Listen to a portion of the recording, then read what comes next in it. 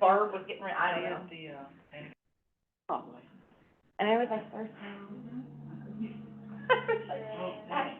They could, I could fix those right up if I could. you know what it is, there's no, like, so the cushion just, Right. like, there's no, like, There's no, like, support, yeah. support So under you there. just sit in.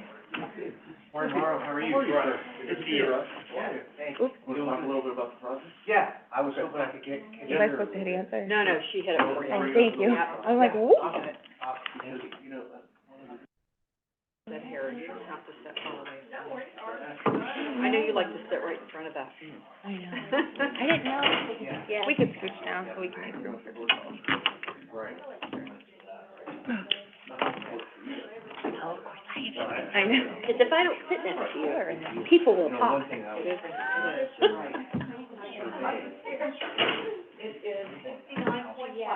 Right. Well, it's better than the 74 it was in here the other day. That was brutal. 9.5. And, just really just. Oh, gosh, you guys. I know. Yeah, yeah, absolutely. Yeah, take care of that. It's sending well. Yeah, for sure. So, yeah, good seeing you. You too. We'll talk next. We'll talk. Yeah, sounds good. You know, there's a comment period, and then we'll bring it up then. Yeah. That's okay. Yep. If, you know, I've got stuff, if you want to just informal, but I got stuff to say too, you know. Yeah, work absolutely, things out, absolutely, so for sure. Great, Sure. thank you. Good morning, good morning. Morning. Morning. Morning, Auditor Yoder. Good morning, Commissioner.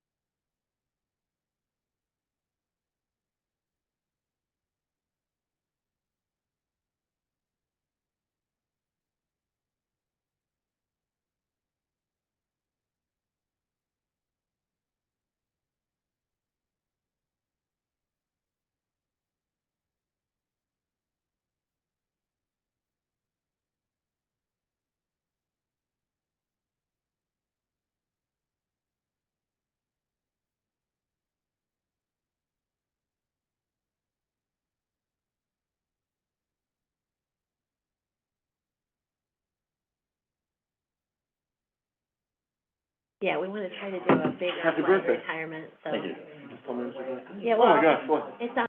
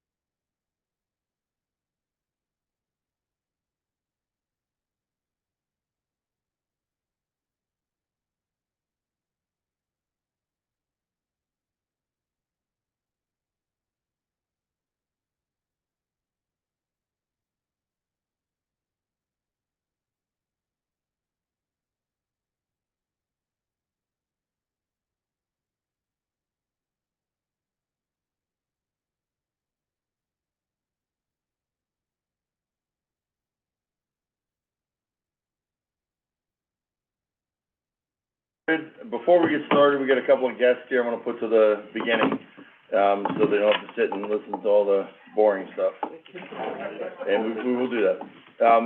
In this meeting, just let everybody know, it is being recorded. For our guests that are here, please, if you're called on or if you speak, state your name, who you represent, or where you're from, so we can make sure it's captured for the record. And Madam Clerk? Mr. Cantala Mesa, Here. Mr. Malloy, Here. Ms. Frenchco. Okay, we'll start out, Guy Coviello had, an initiative that I talked to him about the other day, he wanted to present, to the board. Thank you, Commissioner. For the record, I'm Guy Coviello. I am President and CEO of the Youngstown Warren Regional Chamber. Commissioner, happy birthday. Thank you. And, what I'm gonna do is start out with, our other guest here, Josh Press from Press Strategies, to kick off a very brief presentation, but I would like to then fill in detail. Also have here Lynette. Okay, appreciate the three of you being here. Josh, the floor is all yours. Good morning, Commissioners. Thank you all, for having us again. Josh Press, Press Strategies, representing the, Mahoning Valley Partnership today. Mahoning Valley Partnership is a group of 5, leaders from different organizations in Mahoning Valley, made up of Lynette Ford with Youngstown Foundation, Guy Coviello, Youngstown Warren Regional Chamber, Jim Kinnick with Eastgate Regional Council of Governments, Anthony Trevino with Western Reserve Port Authority, and Teresa Miller with the, with Valley Partners here as well. So, group has been together for, last couple of years, kind of bringing together, different organizations that do a bunch of different, things related to economic development and, community development here in the Mahoning Valley. To kind of take a look at how economic development is done here in the Mahoning Valley between Mahoning and Trumbull counties. Working on an initiative to look forward to the future on how economic development is done, which is what you'll see in front of you. Kind of an initiative that we're working on to, look ahead at what Mahoning and Trumbull counties need, into the future as we forward in development, bringing, their businesses here, working to create more of an environment to help current businesses here grow and develop.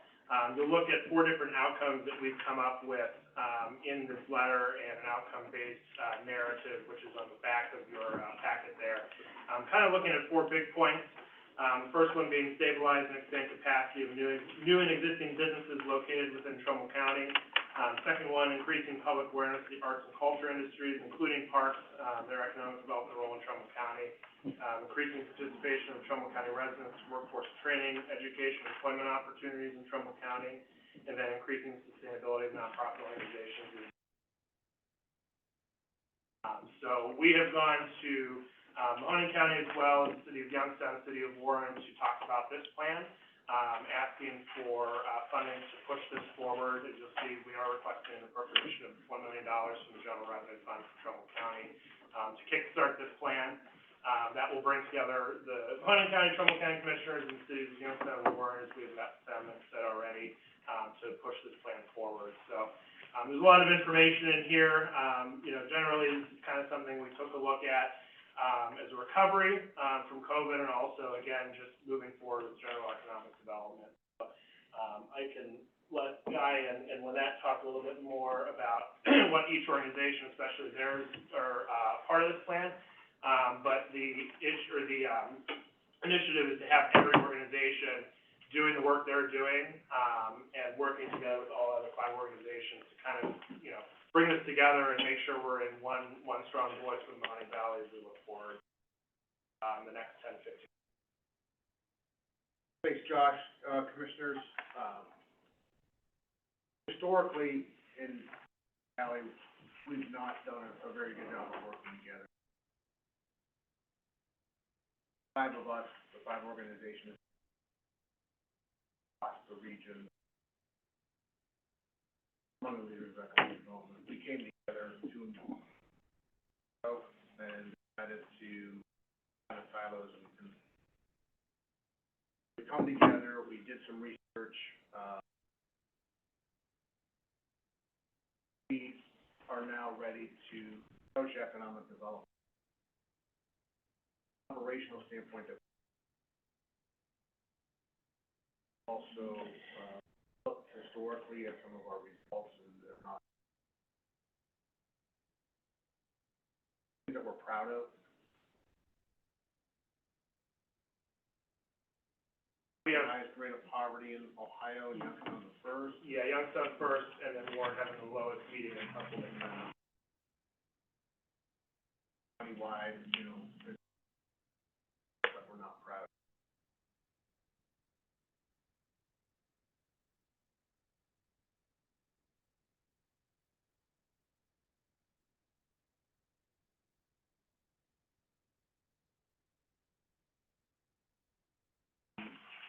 Strongly that we need to attack economic development from a different perspective.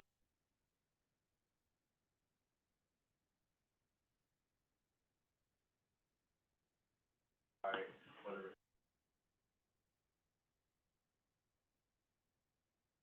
a coalition of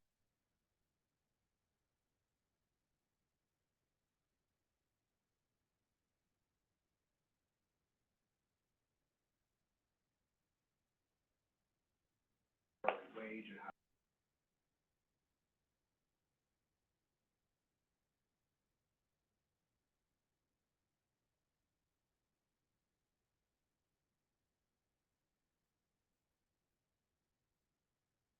a commitment from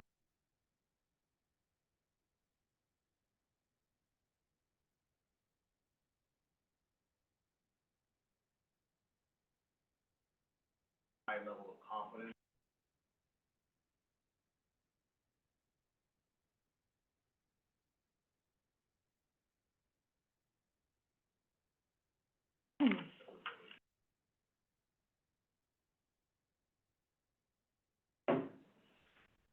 That's sort of the background that I can bring to it.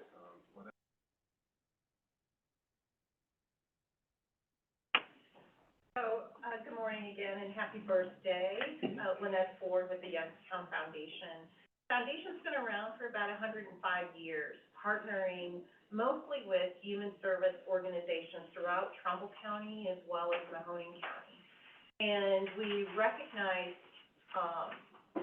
pretty quickly over the last 2 years for sure, but over that 100-year period, that no success is achieved in overcoming poverty and challenges of undereducation or poor health or lack of employment or underemployment by one organization alone.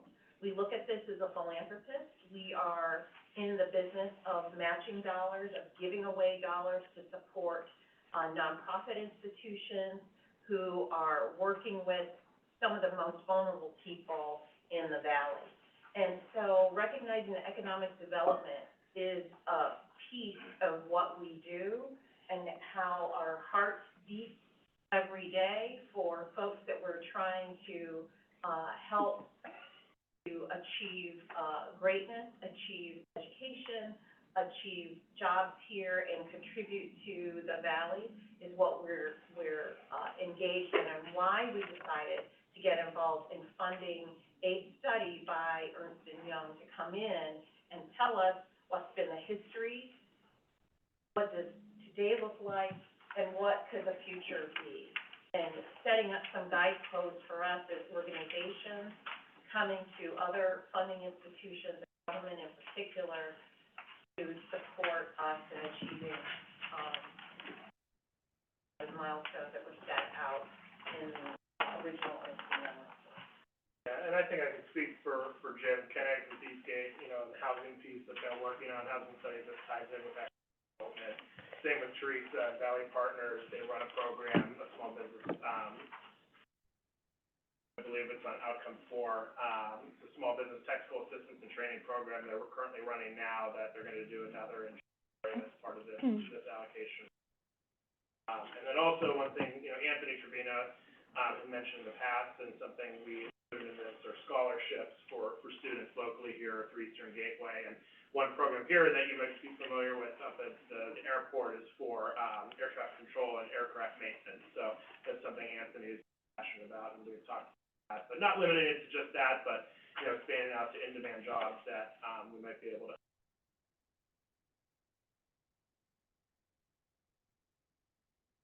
One final comment, what we're seeing right now is, labeled at the state level, informational opportunities, really the economy, because I haven't in my lifetime capitalized on what we're seeing. The leads and the that the state is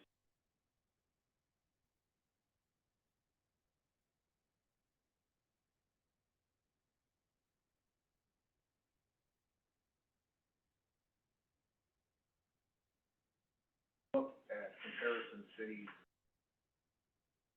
active here like it is.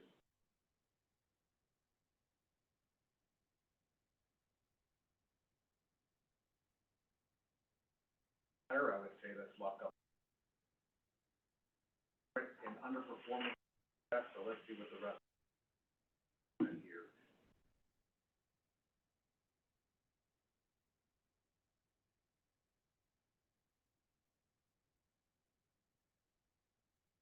A couple questions I got off the top of my head. First, we all kind of work together doing this stuff now anyway. How does pouring more money onto this make it flourish and make it all of a sudden start to grow? Yeah, so when you look at the other 7 metro areas of Ohio, and EY actually looks beyond, the amount of money invested in practicing economic development. We're treading water currently, but nowhere near,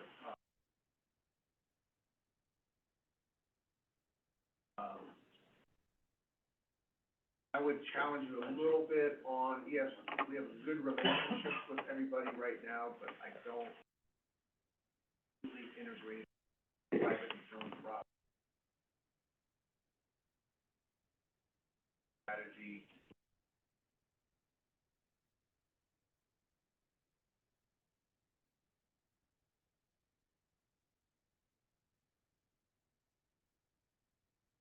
We're not.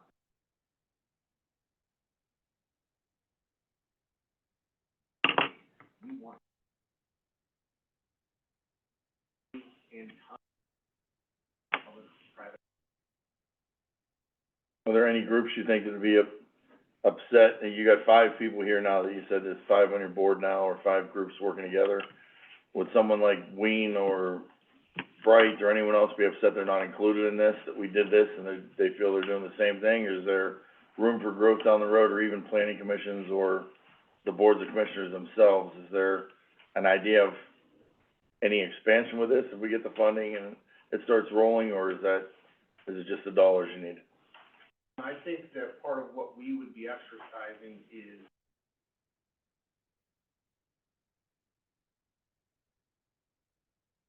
anybody that's a stakeholder, that it needs to be a. I would also add, as part of the planning, those partners were at the table, right? I mean, other organizations were, requested to participate in discussions, focus groups, giving their, input. And so that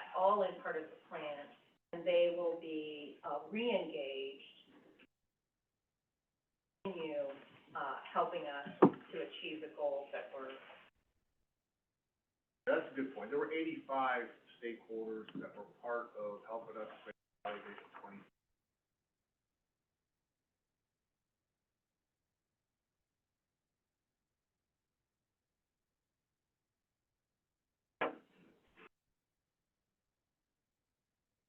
This is kind of what emerged as the leaders, the 5 here to represent the Yeah. 85 entities or whatever that got involved initially. So the 5 here funded the EY study. Ourselves to provide the funding necessary to create a more inclusive system. Okay, Martha, I talked to you briefly about this. How do we fund this if we, this is something we want to do? I talked after our conversation, Christy Sistaric, my, senior accountant, and I talked, and, we have, a 949 fund that has $1 million budgeted in it, but not earmarked, and so that fits perfectly with this, and we think that that will work. And by the way, Martha Yoder, Trumbull County Auditor, Yeah. sorry. Gotta have it, I don't have it, I mess it up. So that's a fund that's earmarked for economic development? or- It's not earmarked at all, it's just there in the budget. It's, so we can do it. It's doable. So with the study, the 4 outcome measures that, and they're all very worthwhile when it comes to, you know, employment opportunities, workforce training and all that. The admin fees, I see is 10% on each outcome measure. What's the total amount of admin fee, and will you be hiring an individual to take care of that? So that will be more on Anthony Trevina's part, so he's there, we're working with him on county allocation. But there would be somebody hired, I would assume? I would imagine there's someone internally already with the Port Authority. So we're gonna use the Port Authority kind of as the clearinghouse or as the admin? Just reporting structure, anything, any reporting metrics, data tracking, that sort of thing. And, you know, our ask is for 1 million, this budget's a little higher, just because we have money already committed to this that we already included, we wanted to include in this budget. I have a question on workforce training. I'm Alexandra? Alexandra DiVincenzi-Bush, the Human Resources Director here in the county. So we currently have our Workforce Development Board who does partner with Eastgate very heavily, specifically with aerodynamics field. They're talking about, we send kids to school. Would you work with them, or would you be working, what I want to kind of understand is, are you paralleling with them, are you partnering with them, or is this above and beyond the services that we already offer through our county? So it should be above and beyond, but we are partnering with them. They're part of our regional workforce corps. Yes, Eastern Gateway, we work very heavily with. Yeah, and then we recently received a grant, study how we permanently.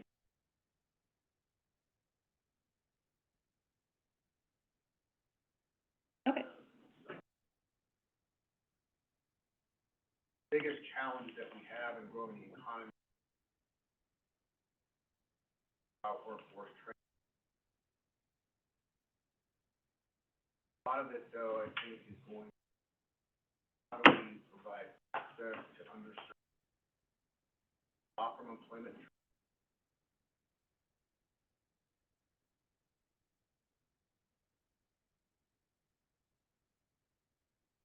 What we're doing, part.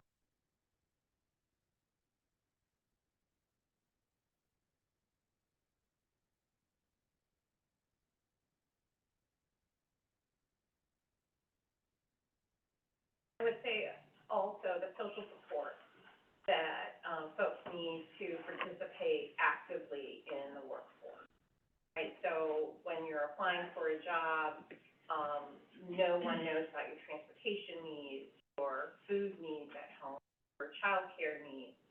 So I would say that the efforts that already exist in Trumbull County would be expanded with, of this collaborative effort.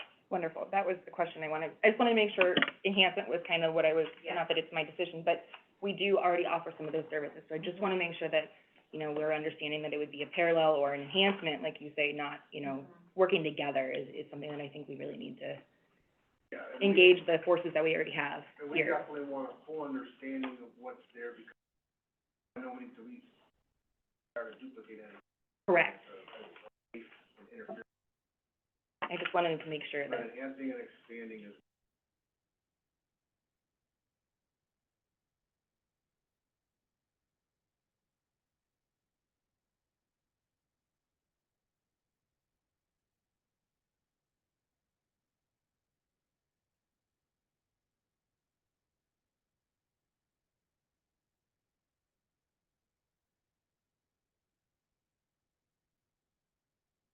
a guy from meeting with you, well, twice, it's the third time, but, and Anthony Trevina and, Mr. Kinnick, it seems to me like this is kind of like a way to broaden the net for those who have been left behind. You're like kind of filling in the void where you notice there are gaps in neighborhoods and the lower echelon, basically. I mean, we're doing great on getting business here, and we've got a lot of stuff going on in the county, positive economically, but we're still overlooking the bottom a little bit to bring the floor up instead of just the middle up. And I see that as a way to expand what we do in those areas. That's definitely a focus, and that's how you get organizations.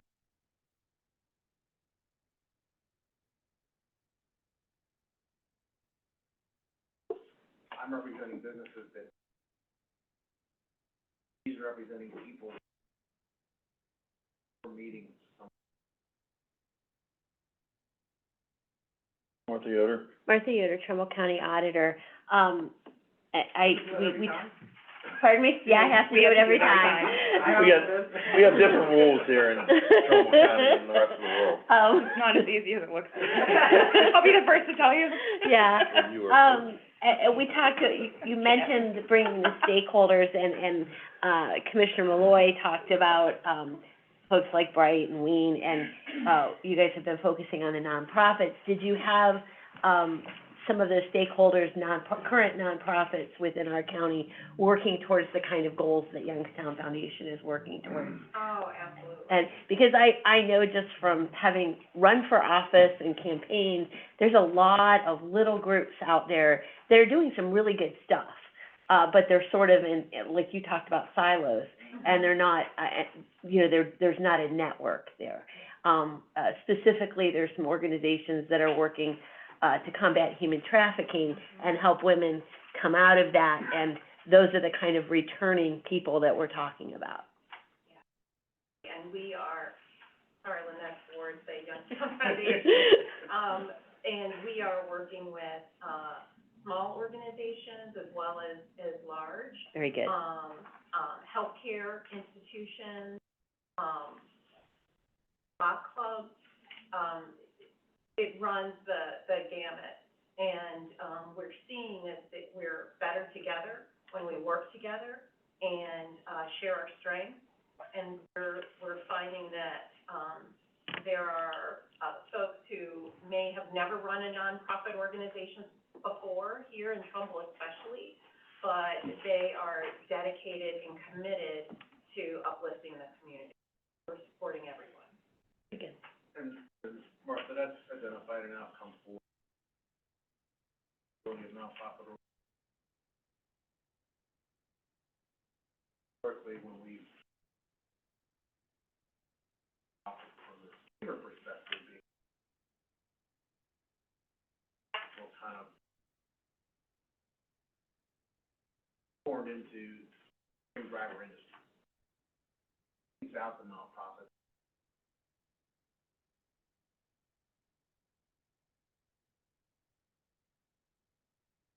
EMS businesses and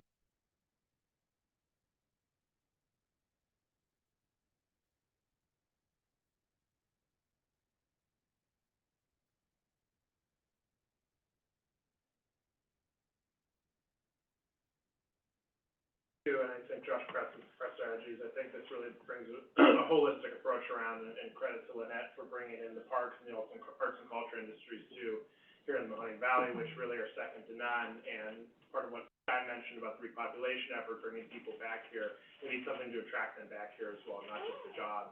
Have those park systems, have the arts and culture industries, two industries that really have suffered during COVID. So that's really a big part of why we included them in here, to create that holistic approach of not only bringing businesses back, people back, but making sure we have that industry here.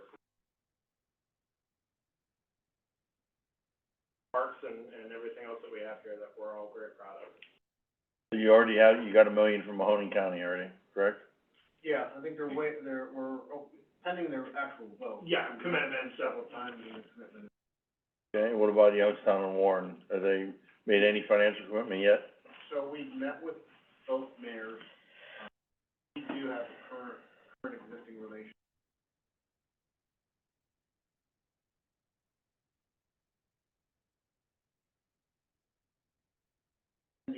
follow-up meetings with each.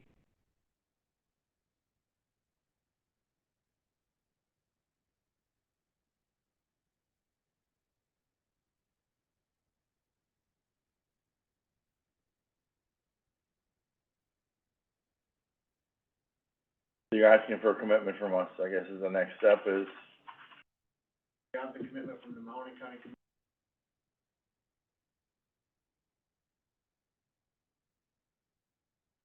So the partnership is made up of those entities, would they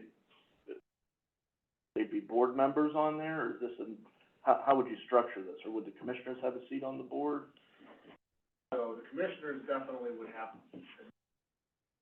I think what we would do, Valley Vision.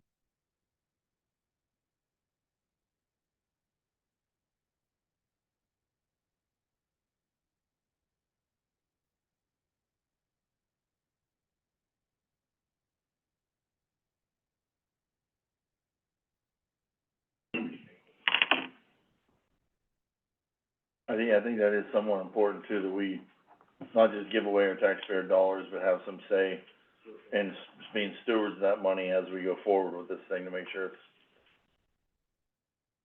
done in accordance with our wishes, I guess. Julie Green. The Green, Trumbull County Planning Commission. Thank you for the presentation. I agree that we don't invest enough in our society and our communities, for sure. I do wanna just clarify for the people that are listening that may not have the background that exists on these types of organizations and collaboratives. So Nick is the Designated Economic Development Director for Trumbull County under 30707, appointed by the Board of Commissioners. Therefore, when the statement was made that they don't have a seat, it's not exactly true, because Nick meets with the chamber how often? I talk to Shay at least twice Twice a week. So I just wanted to clarify that. But I do appreciate the fact that we do need to collaborate more, and I'm a big advocate of that as I work with everybody. I do want to point out too that there is an existing organization that you probably have already reached out to, but I'm just going to mention it for the people that aren't aware of it. The Trumbull County Housing Collaborative has been in existence since 1999, and that includes entities such as mental health and recovery, developmental disabilities, people that serve the homeless, deal with all kinds of issues that were discussed. And they're a great group of people. The current secretary is Amanda Libatori. I'd be happy to share her contact information with you.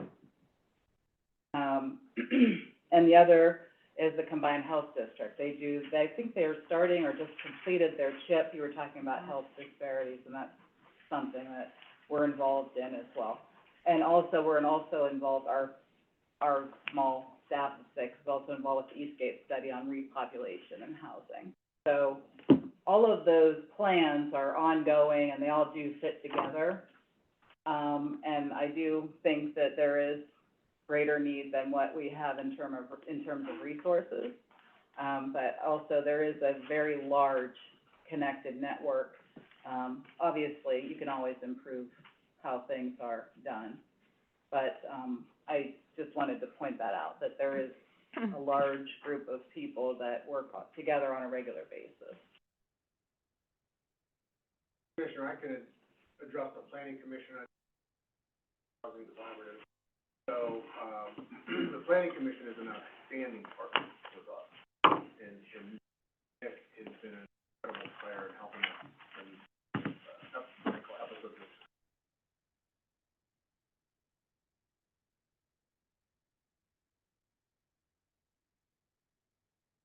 Absolutely.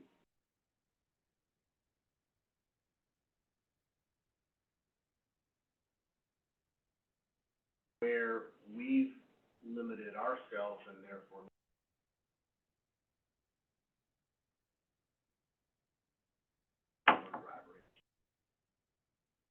great opportunity, one.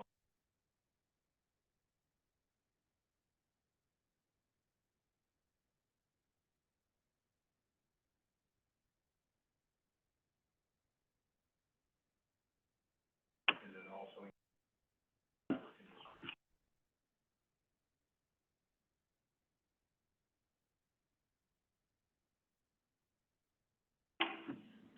No, the network of collaboration is capacity to grow it with the existing, financial investment isn't as strong. And, I think additional investment that's being planned is a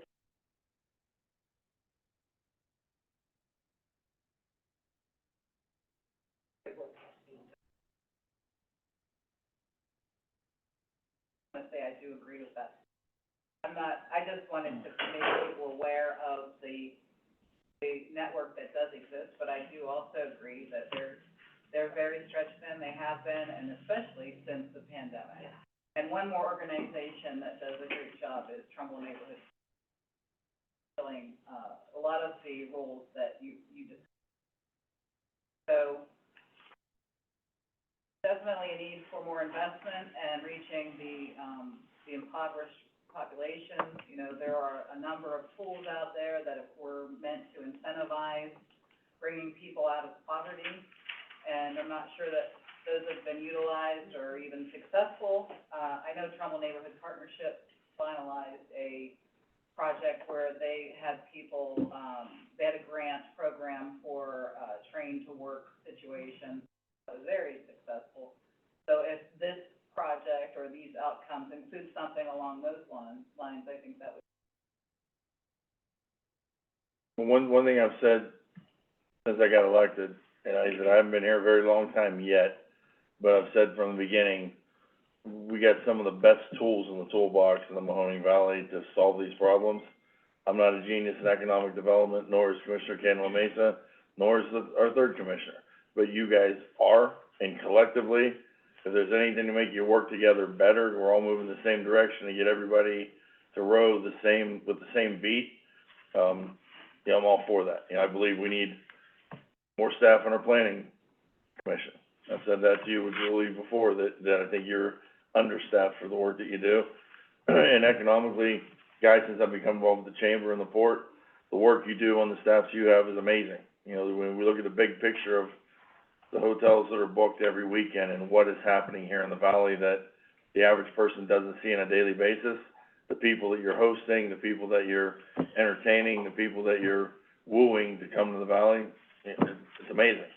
And if we can put it all together and all click on all 8 cylinders, we can be the dominant force not only in the area, but in the state. You know, we've been looked down upon for years, and now we're just getting our stuff together, and now we're ready to shine. So, you know, we're gonna make a Super Bowl run here in the Mahoning Valley, and it's all the teammates that we have on there that's gonna make that possible. If we can have an owner that wants to give us the budget to get the right players, so, you know, I don't wanna be cheap and stingy with this stuff. I think any dollar we invest now in economic development is gonna pay us back tenfold down the road.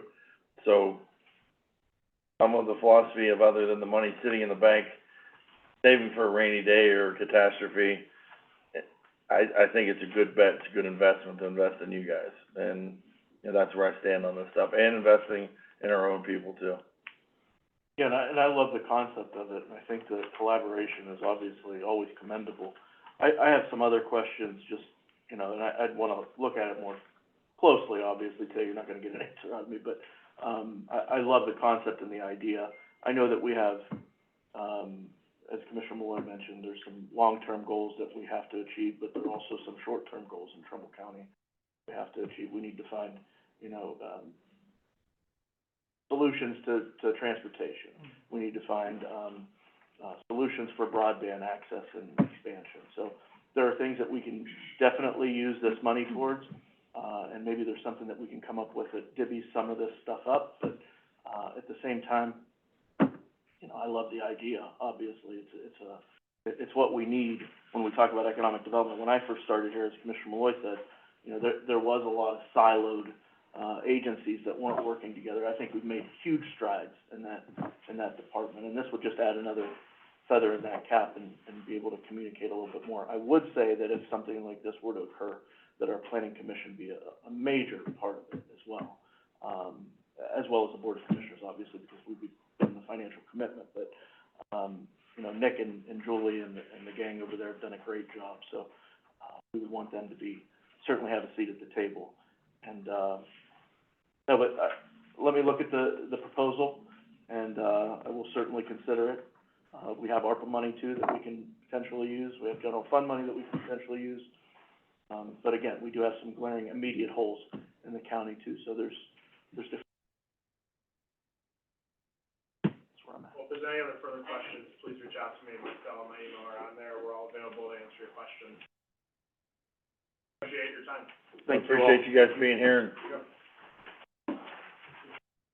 grab a cupcake for the road. Is that a birthday cupcake? That's it.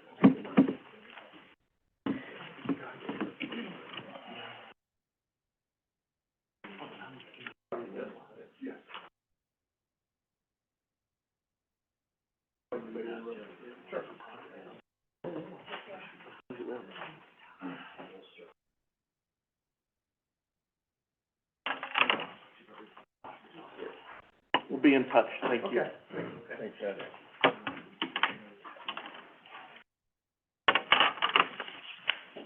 Anybody else have anything before we get to the agenda? Sir?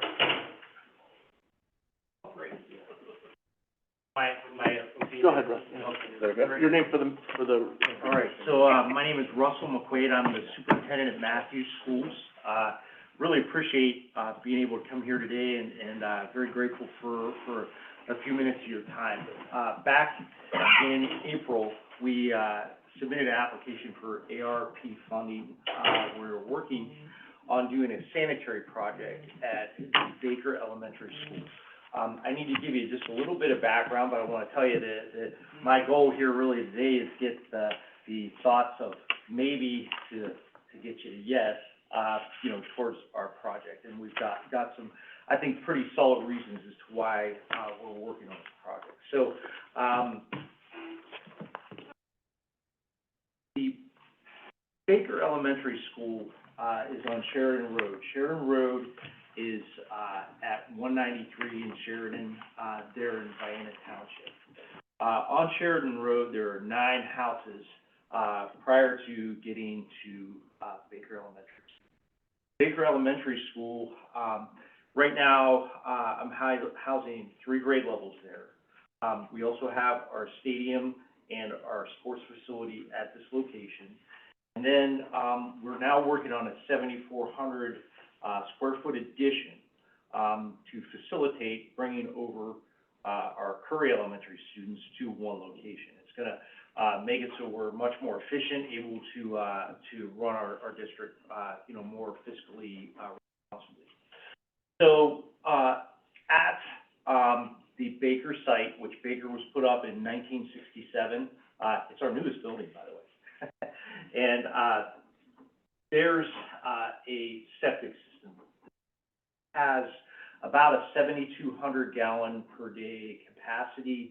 Right now, we're running about 1,200 gallons, probably something you're not interested in doing. But, the reason that I'm coming to everybody is recently there was a joint land use study. And Julie Green, has been, by the way, I want to say how good she's been to the district and helping us and working, on this joint land use study. And it's, to see, the feasibility of the Youngstown Air Reserve Station continuing, where they are in Vienna. What they determined in this joint land use study is that the Matthews High School, built in 1915, much earlier than 1951 when the air base was put up, it happens to be located in the southeast area of the landing strip.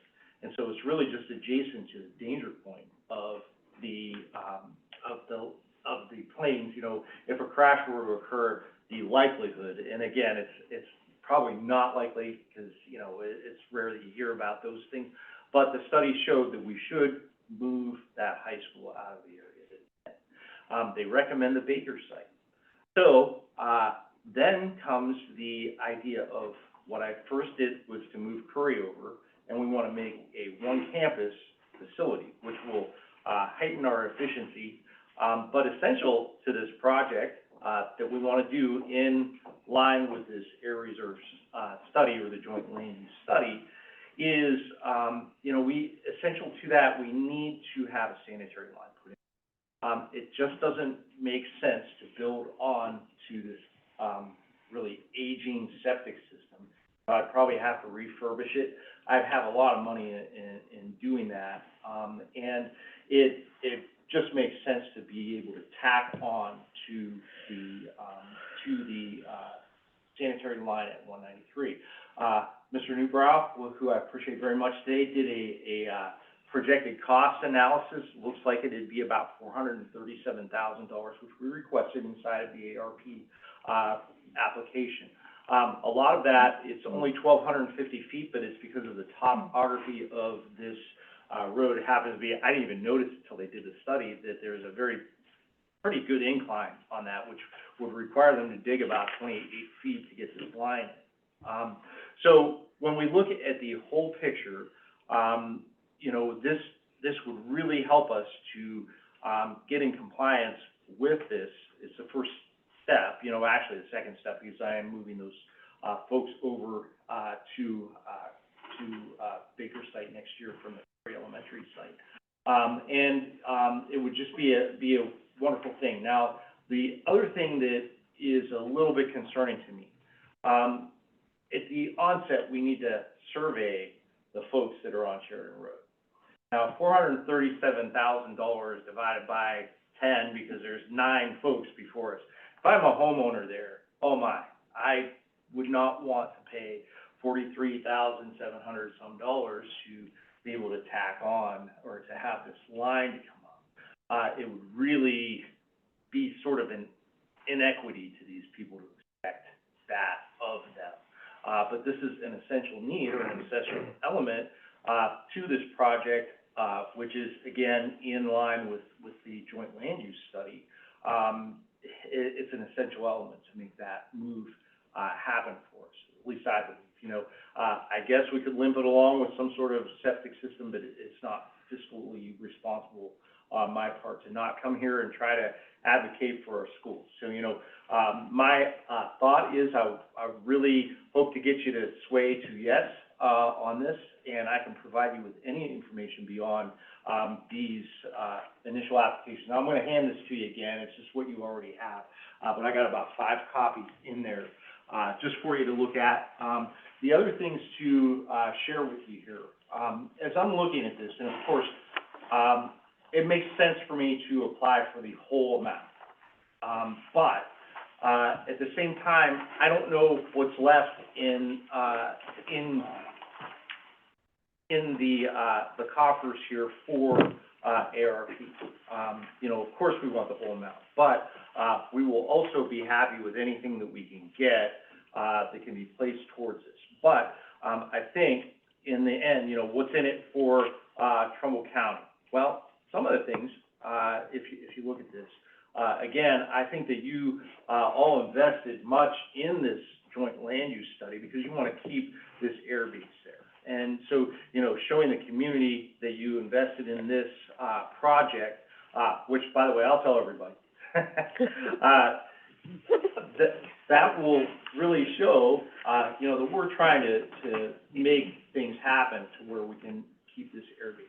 These 9 folks that are on there, wow, you've really gained the support of those people that are there.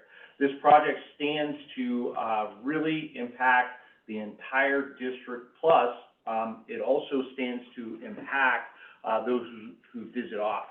So when you have 630 kids, when we can get them all to one location, I roughly have about 110 employees, so really we're approaching the 750 mark, maybe even 800 people that would be impacted by this project, which is probably even much more than if we ran it down, in a neighborhood or that sort of thing. It's a lot of people that are potentially impacted, even though it's only 9 homes. It's many people that come in and out of that school on a daily basis. Are these gonna be the homes that are gonna be surrounding our new dog pound? It's gonna be, And how are we gonna close. run a line to our dog pound? I think that, right now, that Animal Welfare League facility up there, it's already serviced off of 193. It is. Yes, and, This is Sheridan I'm not- going down yeah. right before it. yeah, I'm not exactly sure where the new dog pound's going to be, but I would imagine they're just gonna tie out on 193 also.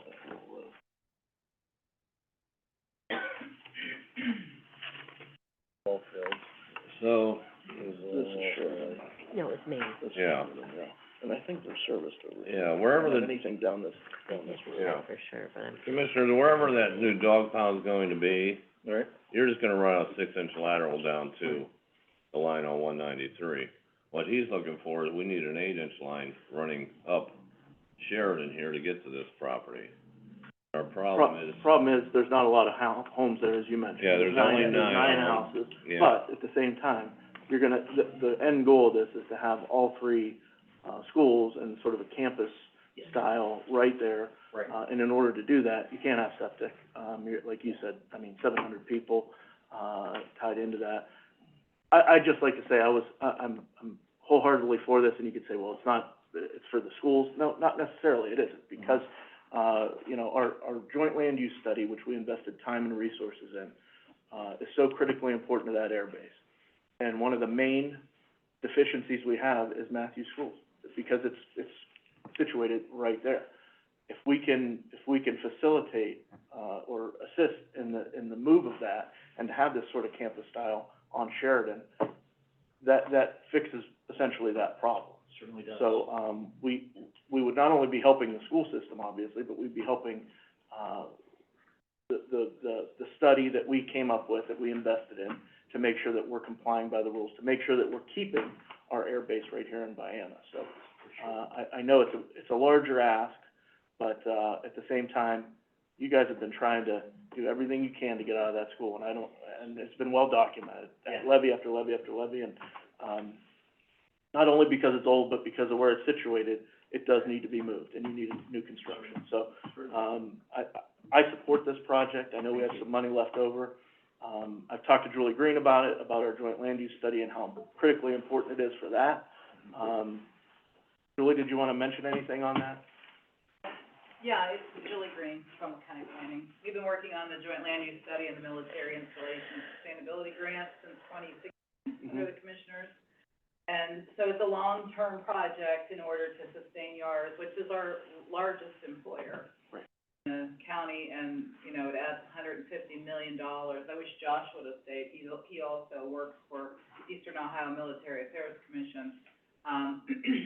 You know, it's another one of those very large stakeholder groups who are working together to make sure that the federal government understands and sees the local commitment by all of the affected communities, all of the stakeholders that are really trying to show and demonstrate our public support.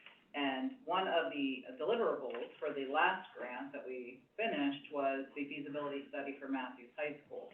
And the recommendations within that study were to move it, and to move it to that site. And so he already touched on that, but this would, this would go towards facilitating that, as you mentioned. You know, I think even in the ARPA funds, we had minimal asks from Fowler and Vienna. There wasn't So it isn't like much. we spent a ton of money in that area already, we haven't. So, And I'd be yes with this too. I can't look at it in terms of the 9 homes, I look at it in terms of the schools, Right. the 3 schools that are there, Right. and in terms of the joint land use study. So if we can entertain that, to some degree, whether it be in full or partial, that's something I'd definitely be for. Well, if you're yes, I could move my maybe to yes, and we can So, move it on. we want to move it from the maybe to the yes Yeah, let's pile. move that to the Yeah. yes column, give it Okay. to Tanya, and Thank you so much. All right. I'm so grateful. Really appreciate that. Well, we appreciate what your vision is out there, and trying to not only cooperate with the land use study, and I know that's sort of secondary for you guys, but this whole campus, style, facility with the 3 schools is gonna be, you know, distinguished place for the students in Fowler Township, so, and Let me just ask one question. So with this, does this go to vote? well, we're gonna send it, our first step is to send it to our legal counsel. we've already, this, in essence, the two of us agreeing now, Okay. moving it to the attorney, means if she says yes, we're gonna support it. We're not gonna waste money to have her approve something that we're not in favor of. Right. Okay. So as long as she comes back that it's okay as written, she'll write up the thing, then it comes before a vote of the board, but I can tell you, based on what you've said, based on Julie Green's support, I'm a yes on this. And even with Gary, I mean, I'm not gonna go against our people and Yeah, say this thank is good. Yeah, thank you, I just, well, the reason I asked, I wanna start bragging about you, that's all. Oh, I wanna clarify one thing. We do have a lot of yeses right now that are gonna be requiring legal opinions. So it's It's gonna going take to some take a little bit, It'll take time, but we do know we have Right. like $4 Commitment. million left, so it isn't like we're broke before we get into this. I right, didn't quite see your last statement. We still have like $4 million left, so right. $437,000 out of that $4 million. This isn't really township-wise, it's kind of infrastructure in the same sense, and I think that's what But kind of the other benefits half is township, for. Right. benefits users in the township. Certainly. It Students fits and in with what households. I envision us using the remaining $4 million on. All right, excellent, well, thank you so much, I Thank you. appreciate all your time today and you reconsidering, Thank you. very grateful, thank you. All right. And I don't think it's so much of a reconsidering, I just think it's more of Yeah, it a, was we didn't know. Right. Until you explain it better, Right. we can only read something on paper and we see Sure. another sewer project, and we're like, Gary's gonna break the bank, he's gonna kill us. And when you explain it this way, a little bit, it takes the heat off of him, and Yeah. We're good. Excellent, well, appreciate the reconsideration. Thank you. All right, and Russell, just for your peace of mind, all the water and sewer projects that go to legal counsel, that's a round peg in a round hole. They get approved. How awesome is that, and thank you, Right. Mr. Newbar, Okay. for all your efforts. All right, okay. Gary, explain what would happen once it's set. Once it's approved, then I'm gonna have to go out for RFQs for we may be able to do it in-house. Let me check our, in-house load as far as design services. Maybe, since it is such a short run, we can design this, we already have the line down on 193. Once we get the design done, then we can come up with, let's zero in on that cost estimate, get a little bit closer. Yeah, if we don't have quite enough with the 437, I have access to 0% money, and then we can divvy up that 0% loan with the beneficiaries on there, but I don't see it as being a large monthly capital charge for the beneficiaries here, so. Our office is willing to assist the project as we, ARP project, Okay. really. All right, well, the other thing I can see is, same thing that happened with Yankee Run last week. Well, how much is it gonna cost me to get connected to this thing? And I didn't really take into account anyone here. I requested that $600,000, so that may be an issue that we can look at. Right. Yeah, we definitely, like you said, we don't wanna, Yeah, 'cause, we have no petitions here, no demand. right? The entire time I've been at the sanitary engineers for 20 years now, I've not heard a peep out of anybody here wanting sewer. So that's our other problem. We can't, Well, if they're getting it for basically nothing. right. No, we saw that the They're other gonna have day. that connection. We saw that the other day, it ain't breaking, that didn't mean it was Right, a slam dunk. yeah. That's gonna be part of his job. Yeah. I mean, this is their, I don't know. One time. If they were to say no just for some crazy reason, and we got major resistance where they don't want it, is there a way to come up through animal welfare and in the back door, and the back way to do it? And not assess any houses? Unfortunately, they'd be passing up a great deal, but can we still do it that way? Russ, do you know if any of those people are interested? Has there been any sort of survey? I reached out to Animal Welfare League after I'd, contacted you, for the Lori. Lori Shamble. Well, she's, not gonna be in the. Okay.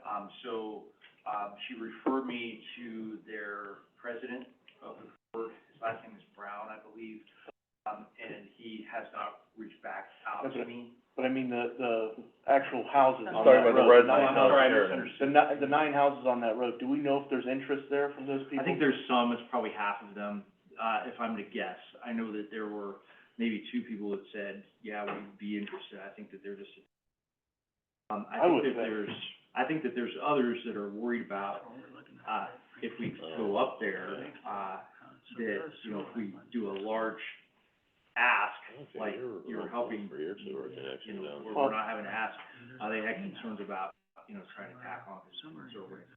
That's I where guess we we're would gonna have need to to, know that. We're gonna, yeah. I was already under the impression those people would be okay with it. Yeah. Seeking the sewer, but I didn't. Right. Well, I can survey them, you just have to tell me what to do, All we can and, look at is you know, all this I'll is work on it. Yeah, look, for sure. Hey, Garrett. Down in here. Yes. you can give him some, petitions, a petition to take out. Yeah, I think I've already given you one, haven't I, Okay. Russ? I have to go back. that sounds like Yeah. a good job to stick Phil Pay going. Yeah, yeah. Yeah. He'll knock at every door. All right, well, I don't wanna rain on the parade, but I talked to Phil about this too, and he said those people there don't want it. So Really?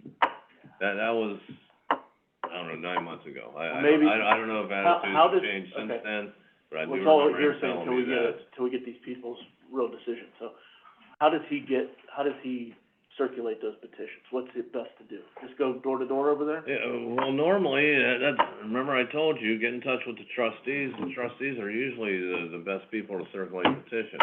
But when I mentioned it to Phil, that's when he mentioned to me, they Yeah, don't want it there, and I don't know what he based that on, We can- Maybe, we can talk to Reed. maybe if they were under the impression that they'd have to pay per square foot of the sewer, but if we're Right, using ARP but money if to we're gonna offset get the cost, ARP money, they there's might no not way know there's, that. there's not gonna be front foot assessments. No.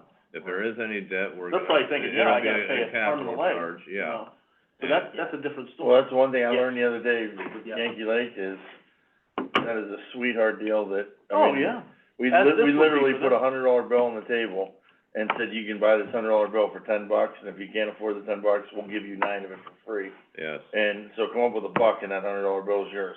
And I think when they realized that's when light went on and people said, yeah, sign us up. We don't really like it, we're Okay. skeptical, Yeah, we don't trust you, your these people government, might but do it.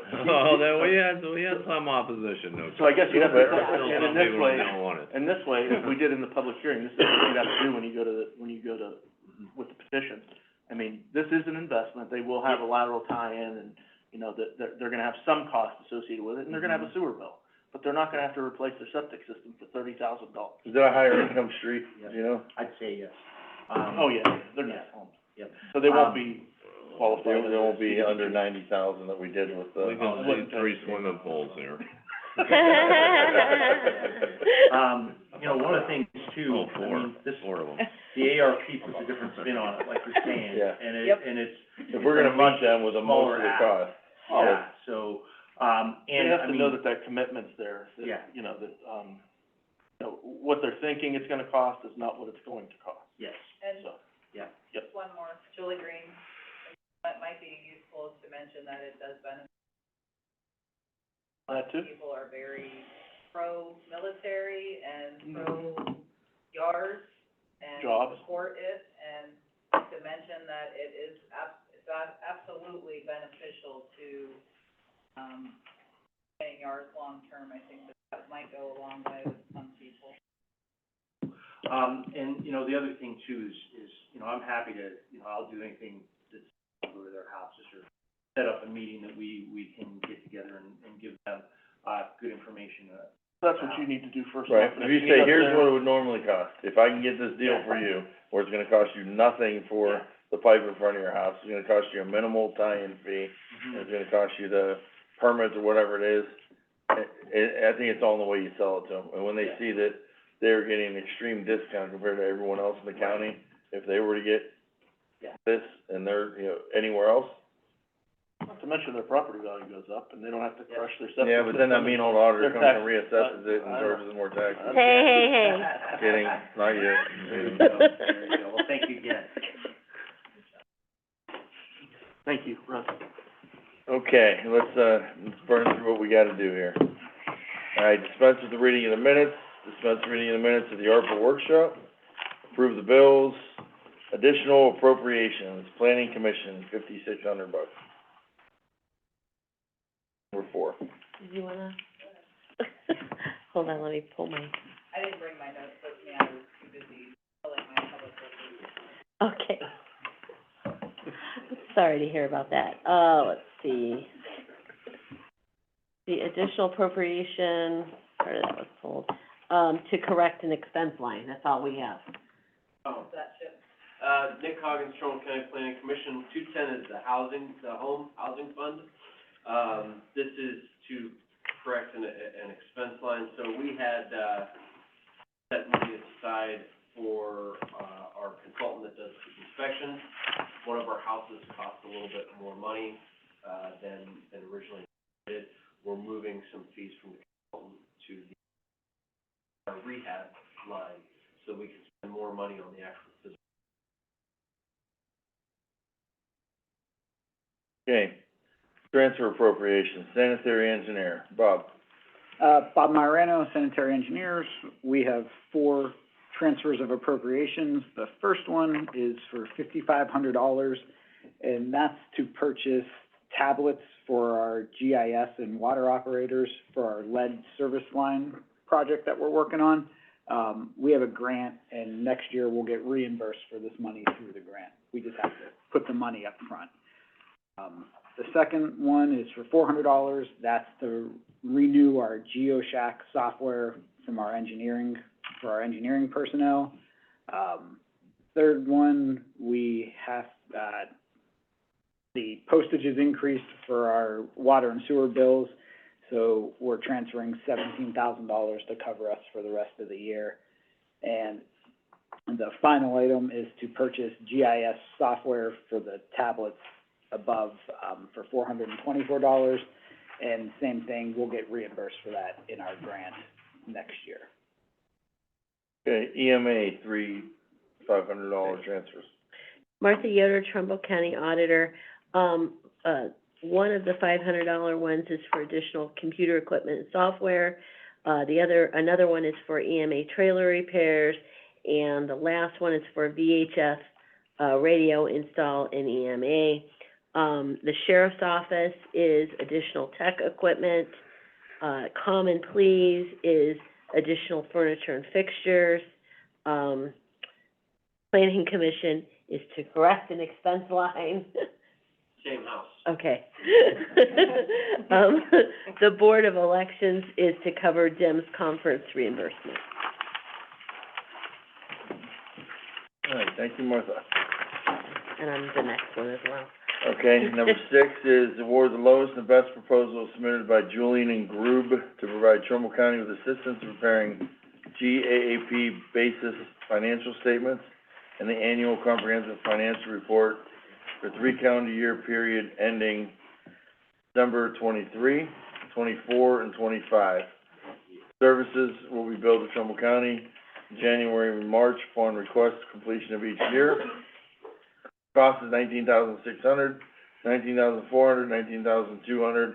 All 3 years is $58,200. And we only had one person respond? Correct. It was our current vendor.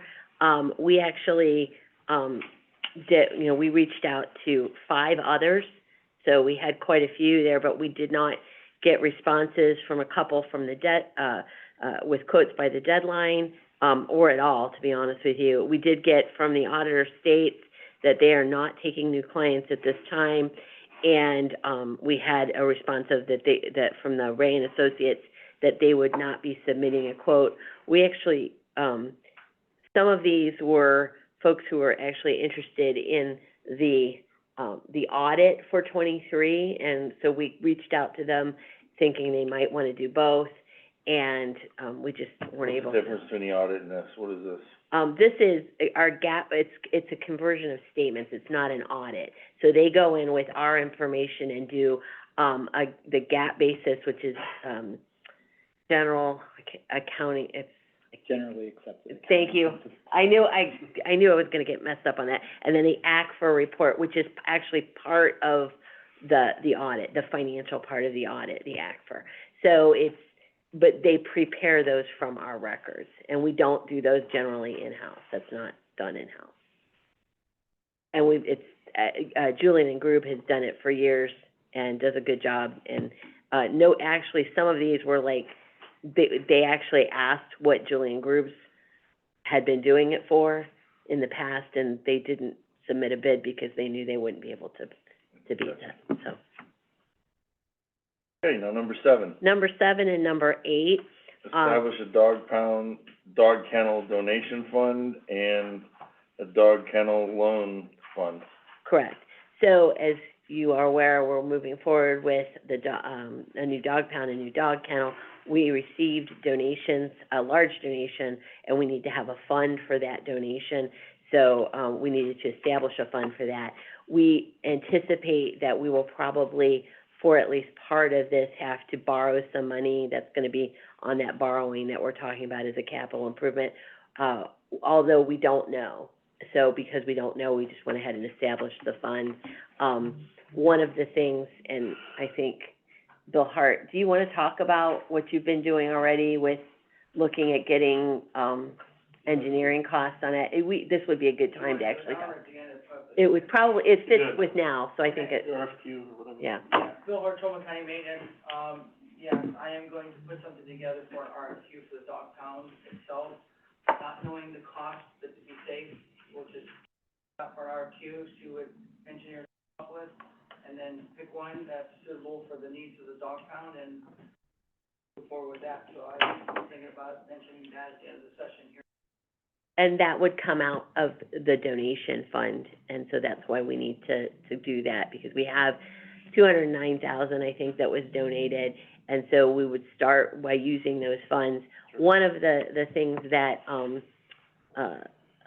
that Michelle and I, we actually all three met together, but, that she mentioned is that she has had other people who are interested in making donations as well, but they wanna see what the total cost is going to be. So we'll do probably, and I'll be working with Michelle on, some kind of capital campaign and helping her with that.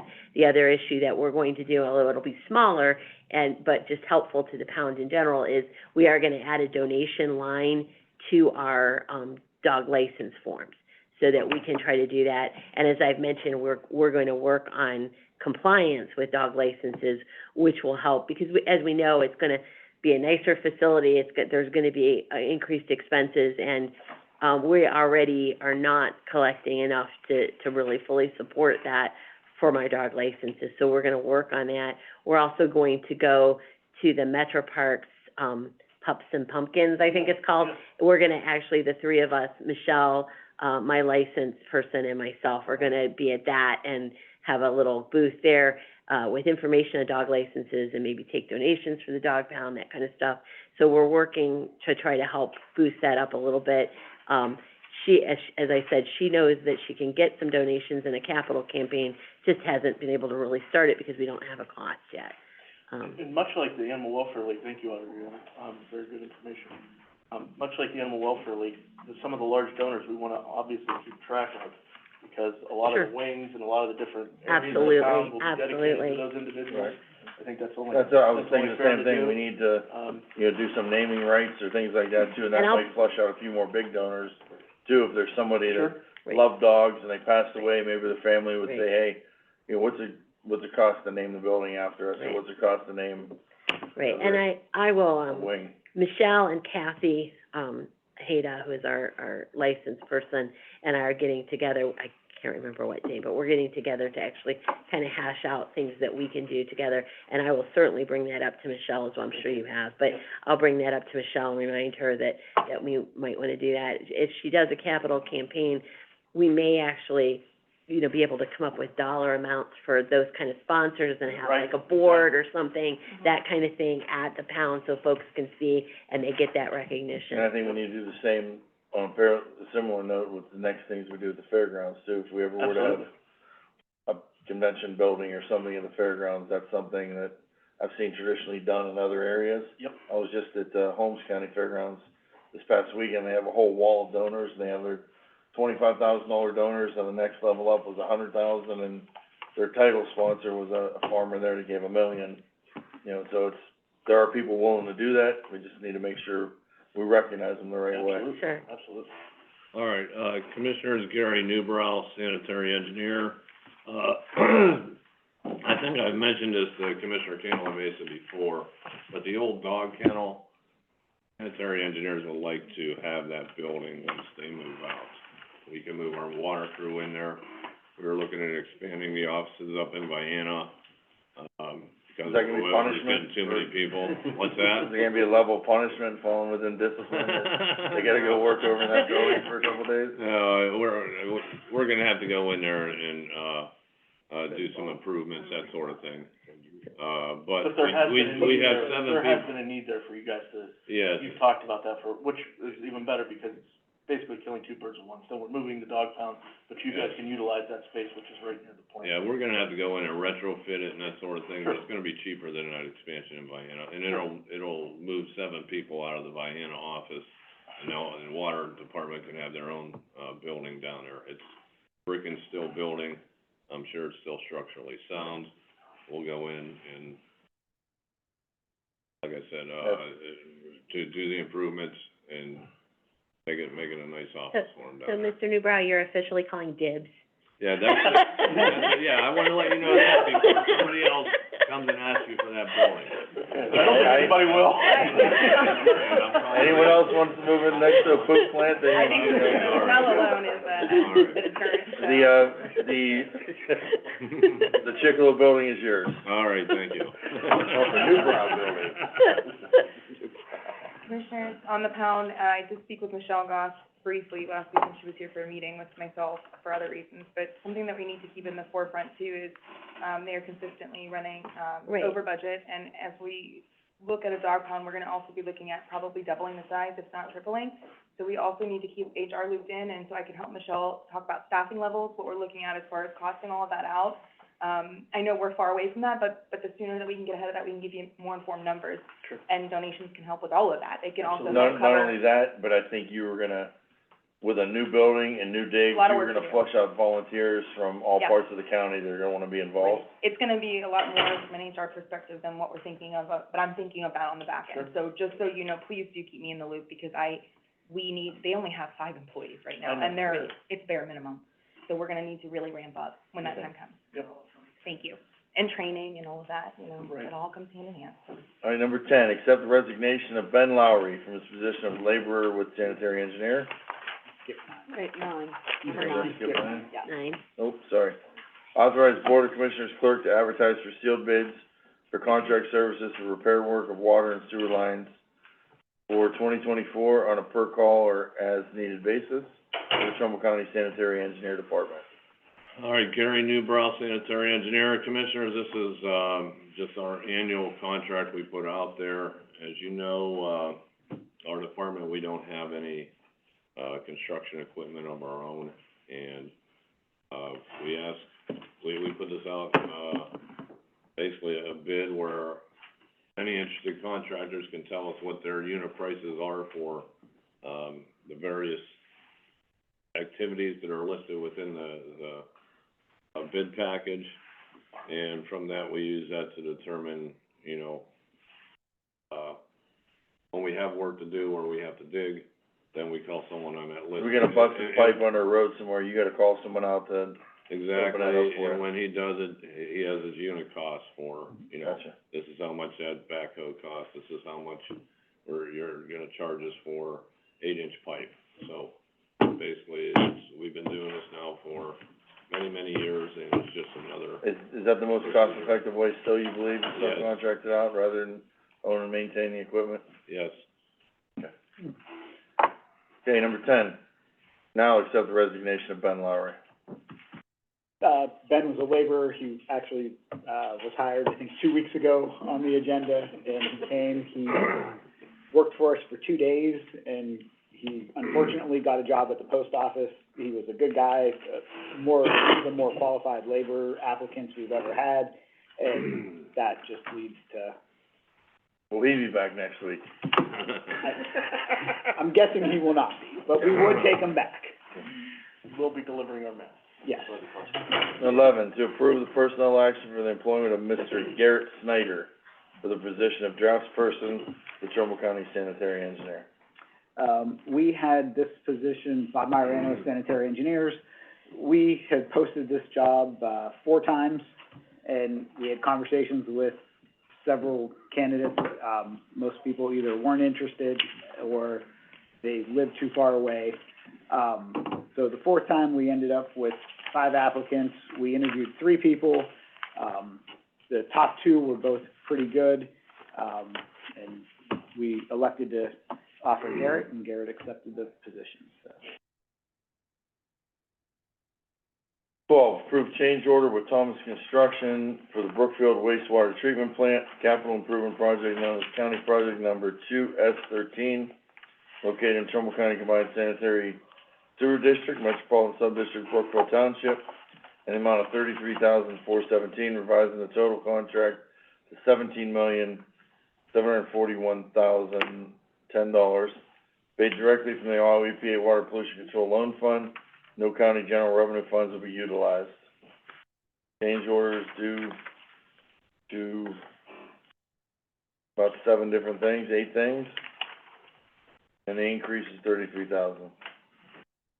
All right, Gary Newbrow, sanitary engineer, Commissioner, Scott Berner and Bill Durst in my office, they've been running these, treatment plant upgrade projects, and, they went over this with me, and these are all legitimate, costs that we incurred as part of the project. A lot of them were requested on our end, to make this happen.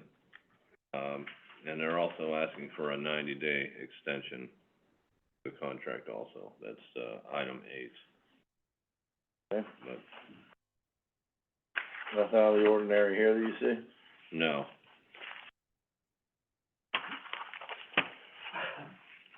I could bring Scott here tomorrow in case questions come up, if he needs to get into more detail. Okay.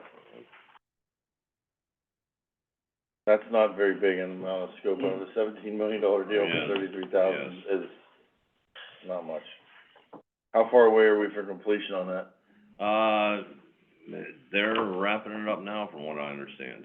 Is there gonna be any money left over from the original budget of other areas possibly? Well, it's all just one big loan through the Ohio EPA. And so, whenever we do a change order like this, they just increase the loan amount. Okay, so it's pay as you go then type Yes, of thing, so we're yes. not, Yes, if it isn't paid, we gotta be refunded. right. Gotcha. All right, number 13, sign a 1-year contract renewal commencing on December 10th, 2023, and ending on December 9th, 2024, with Dr. Philip Malvasi to manage the inmate medical services at Trumbull County Jail. This renewal is in accordance with the current contract in place between Dr. Philip Malvasi and the Trumbull County Board of Commissioners, per recommendation of the sheriff. Thank you, Dan Mason, Trumbull County Sheriff's Office. We're currently, we have a contract for 1 year with a subsequent 4-time 1-year extension. This would be the first 1-year extension. Same rates, Correct. same everything? Yeah. I know this probably met with some resistance, just because I remember listening to meetings before I was elected, and this was a, And just so you know, we're waiting the, final report. We had our annual jail inspection by the paperwork yet, but I believe medical has met every positive reviews from inspectors. I could say personally, in my 8 months, I probably had 4 complaints regarding medical.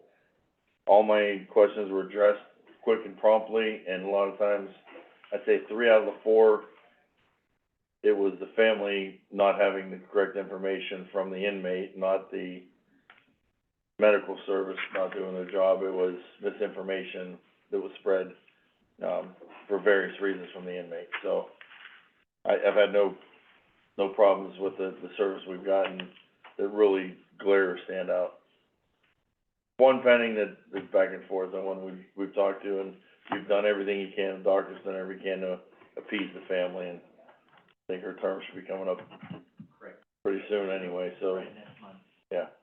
I think it bears repeating too, that the contract, for the renewal was, there was an RFQ, and we did get one other bid that was incredibly higher. This is something that ultimately is saving the county literally almost $1 million.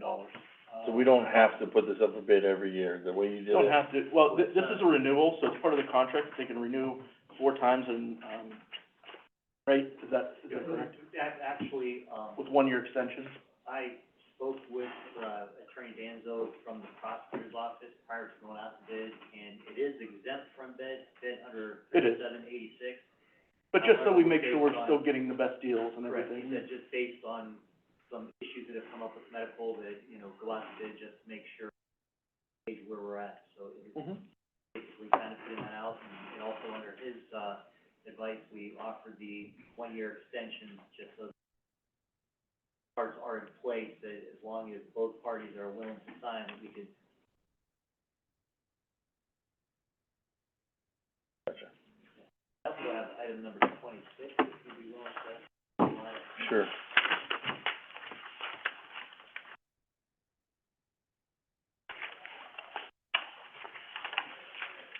Award, the only bid is submitted by Trinity Services Group for food service management, consulting services, provide product for meals, menu, and food prep consulting for Trumbull County Adult Justice Center, and enter into contract with Trinity Services Group for said food services.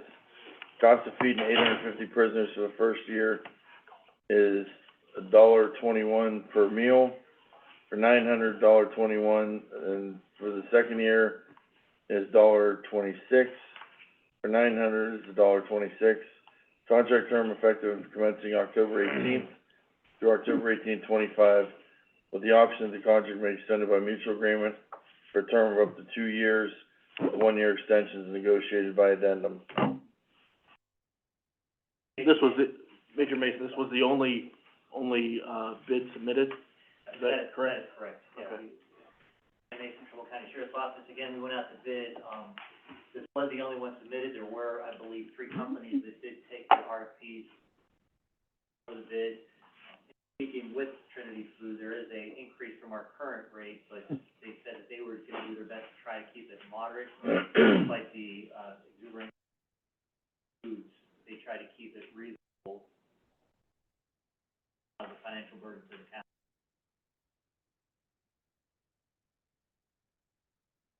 Only better. Yeah, and I did check with the prosecutor, just to make sure there's no problem with going one bid, he said as long as we meet all the requirements, that we're good to go forward with it. Perfect. Free to go, or you're free to stay, take a cupcake to the road. Okay, authorized change order number 4 for a no-cost extension through November 30th, 2023, with a net reduction of $8,225, and a contract with MJD Excavating for the West Farmington Village Sanitary Lateral Assistance Program for LMI households benefiting income-qualified, owner-occupied households in the West Farmington Sanitary Sewer Household Connection Project, funded through PY 2021, Community Development Block Grant Allocation Program, BF 21-1CS1, and the PY 2022 Home Sewage Treatment Reserve Program, and authorize President Denny Malloy to sign the OEPA change order form. Green, do you have any questions? Yeah, give that to me in English. The project is wrapping up. We assisted 43 households with connecting to the newly constructed sanitary sewer that West Farmington built in 2020. So the commissioners used their CDBG money, their HSPS money, made that available for connecting income-qualified, owner-occupied households to the newly constructed. And this is just basically the final paperwork to wrap it all up. So we're getting some money back, No or money we're not back. spending as much. We spend every cent of every grant dollar we get, so whatever funding is, being reduced from this contract will go to, pay for services provided by the sanitary engineer's office, because they provided a lot of on-site, consultation for this project. And if that amount is not needed, then we will,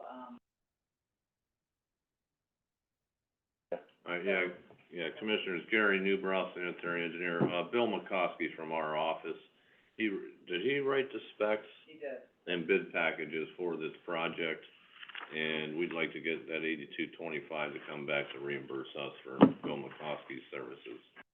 Gary, just to clarify, that was when he, that was when he was, but he did provide services after he became, Right. in terms of, answering watch him his time sheets, and I'm sure he's put in Oh, yeah. more than this on West I Farmington. just wanted to clarify So. that the technical spec part was done. Okay, while he was still at LTN, it was during that transition But before he he came did to us. provide professional services after he started with the county. Okay, Yeah, all right. absolutely.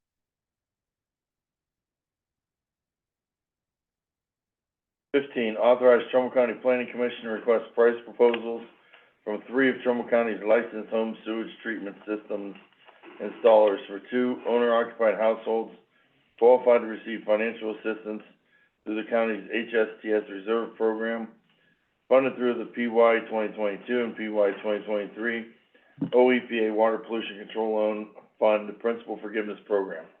Requests for price proposal packets must be returned intact in a sealed envelope marked 2022 HSTS Reserve Program to the attention of the Clerk of Commissioners.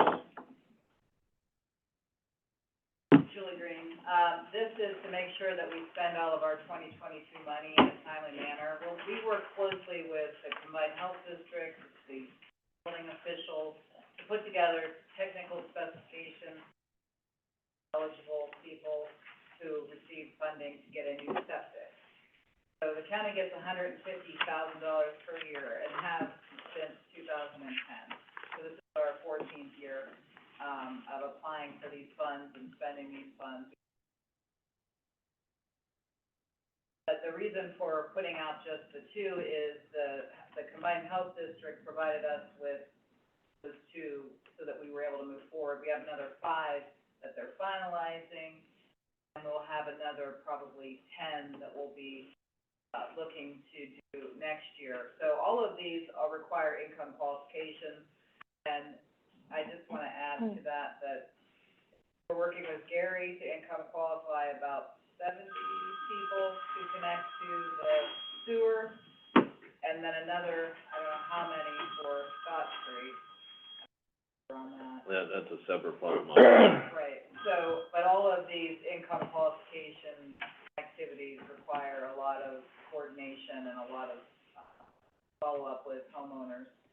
Trying to, actually, we were just discussing yesterday, maybe thinking of having like a day workshop for these larger projects for people to come and meet with us, and we can, our staff there, and just try to take care of a lot of people at once. But a lot of man hours. That's more information than you probably. Okay. 16, accept the resignation of Matthew Ulishny from the position of groundskeeper with Trumbull County Building Maintenance. So our Trumbull County Maintenance, yeah, he came into my office the other day and said that he found, years, did a great job when he was here. 17, authorizing the expenditure for responding to or mitigating the public health emergency for the American Rescue Plan Act funds, United Way.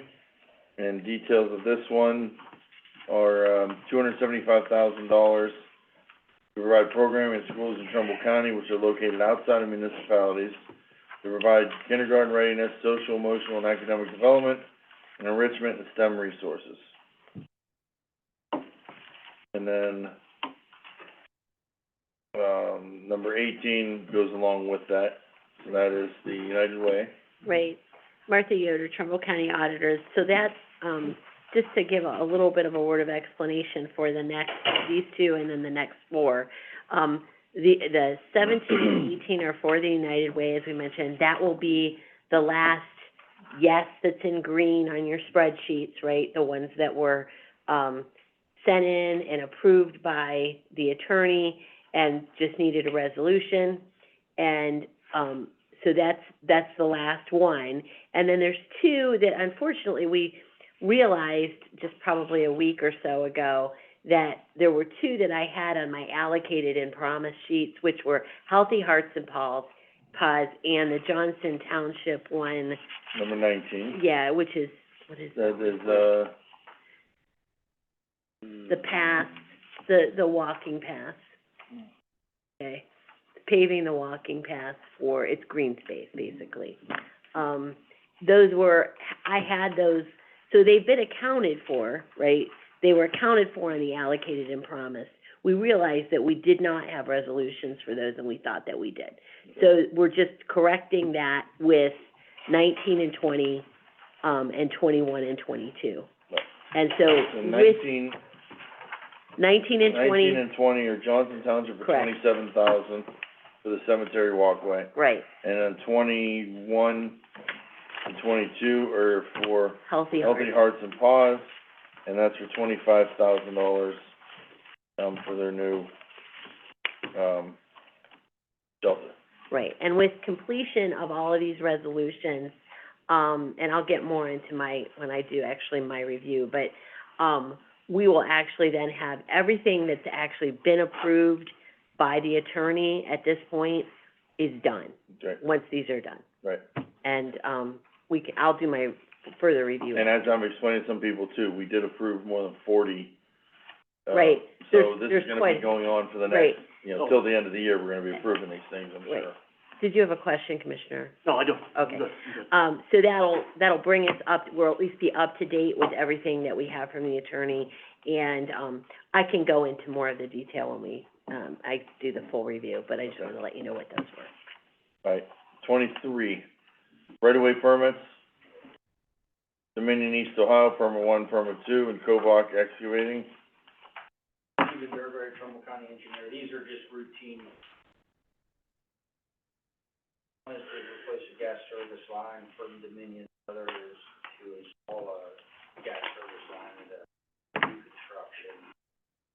Kovac Excavating is to. Okay.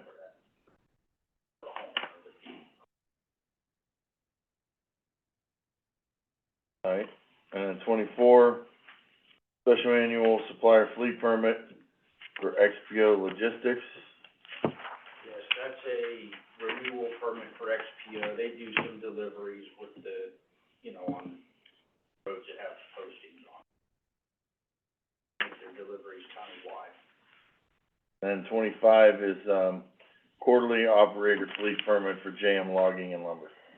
Correct. This is a, quarterly permit, Meander Reservoir, whatever, district, whatever, I'm not sure what. They're doing some logging, on there in Weathersfield, and they have to travel on Austin Warren Road and Cold Springs Road, get out of the county-maintained roads into the village of Lordstown, and those roads have weight limits on them. Logging vehicles, they will be under 80,000 pounds, but over the 10 tons for the.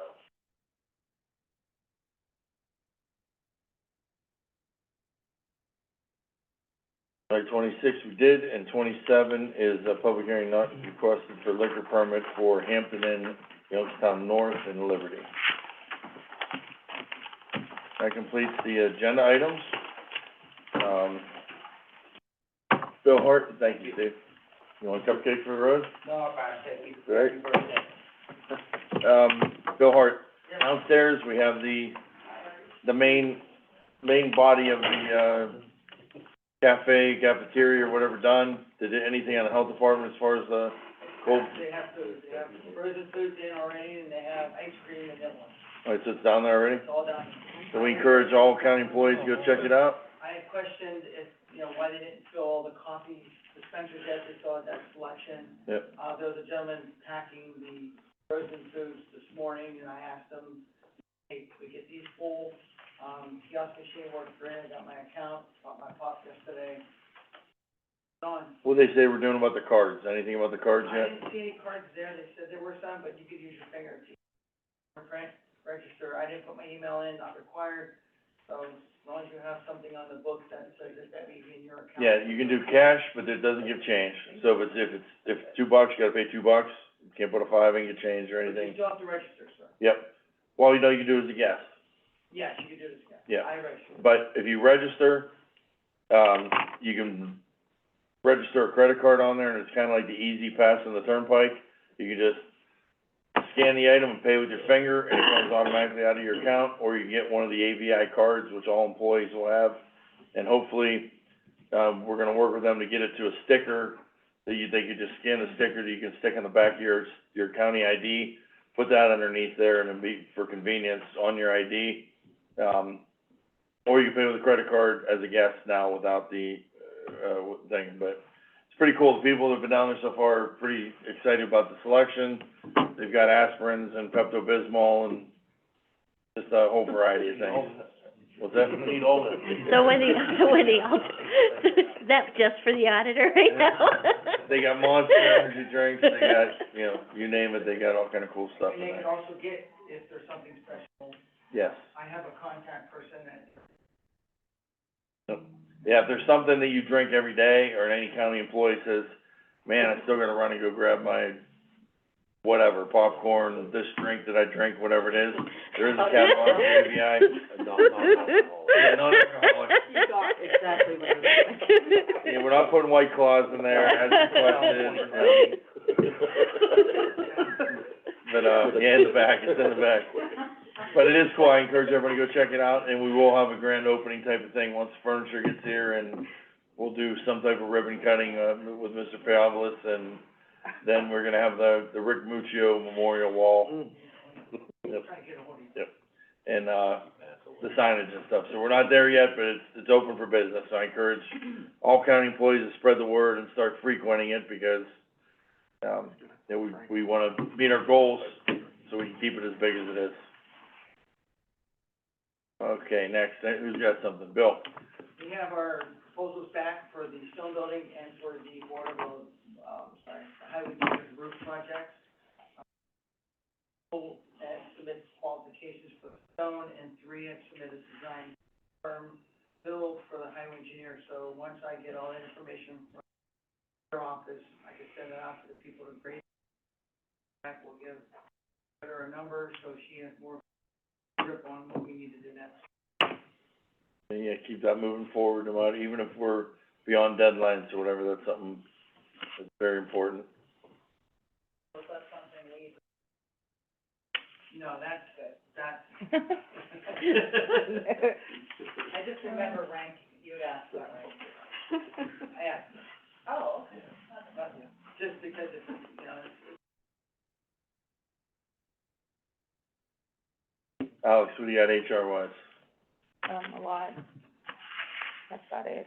Like a lot. I'll send an email out about the basement. I just got notified yesterday that there's food down there, so I'll send it out to everybody. So that way we can make sure everybody gets it. I think it should be fair. And then we have 2 journal clerk interviews set up for today.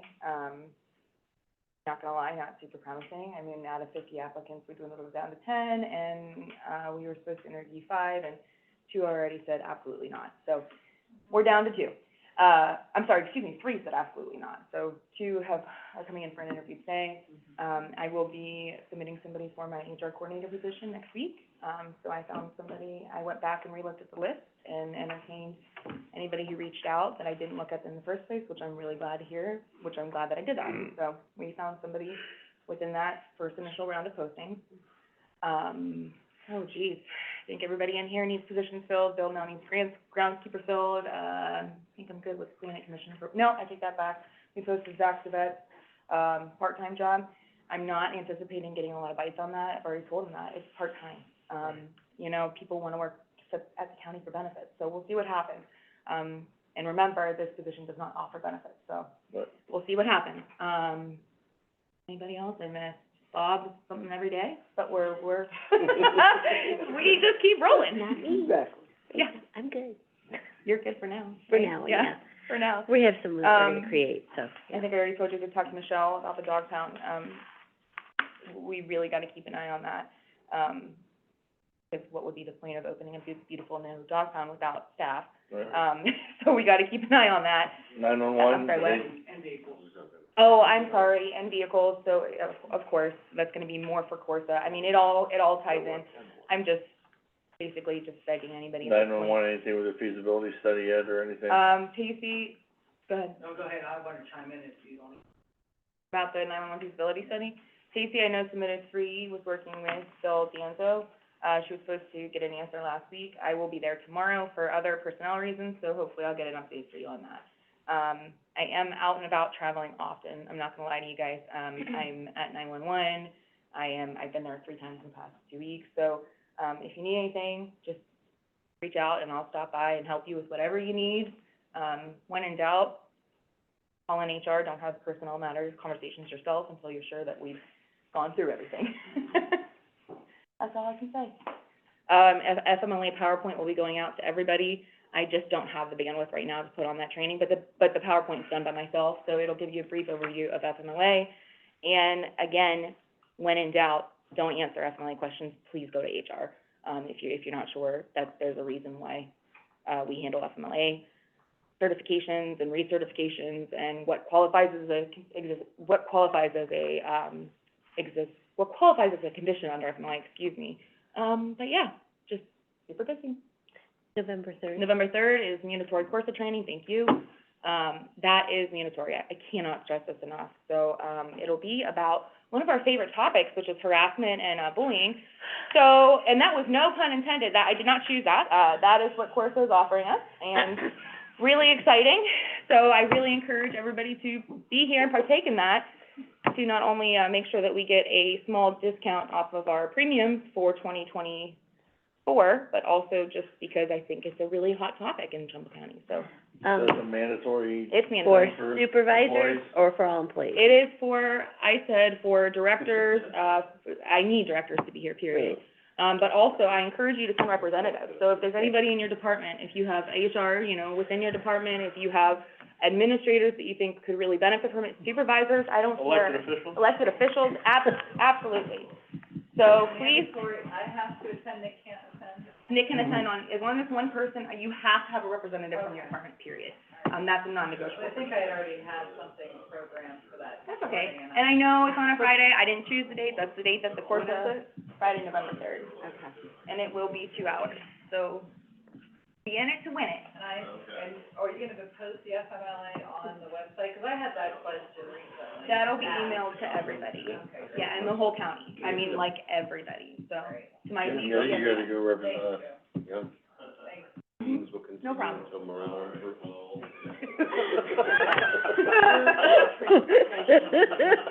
We have to set a meeting date for that. Okay?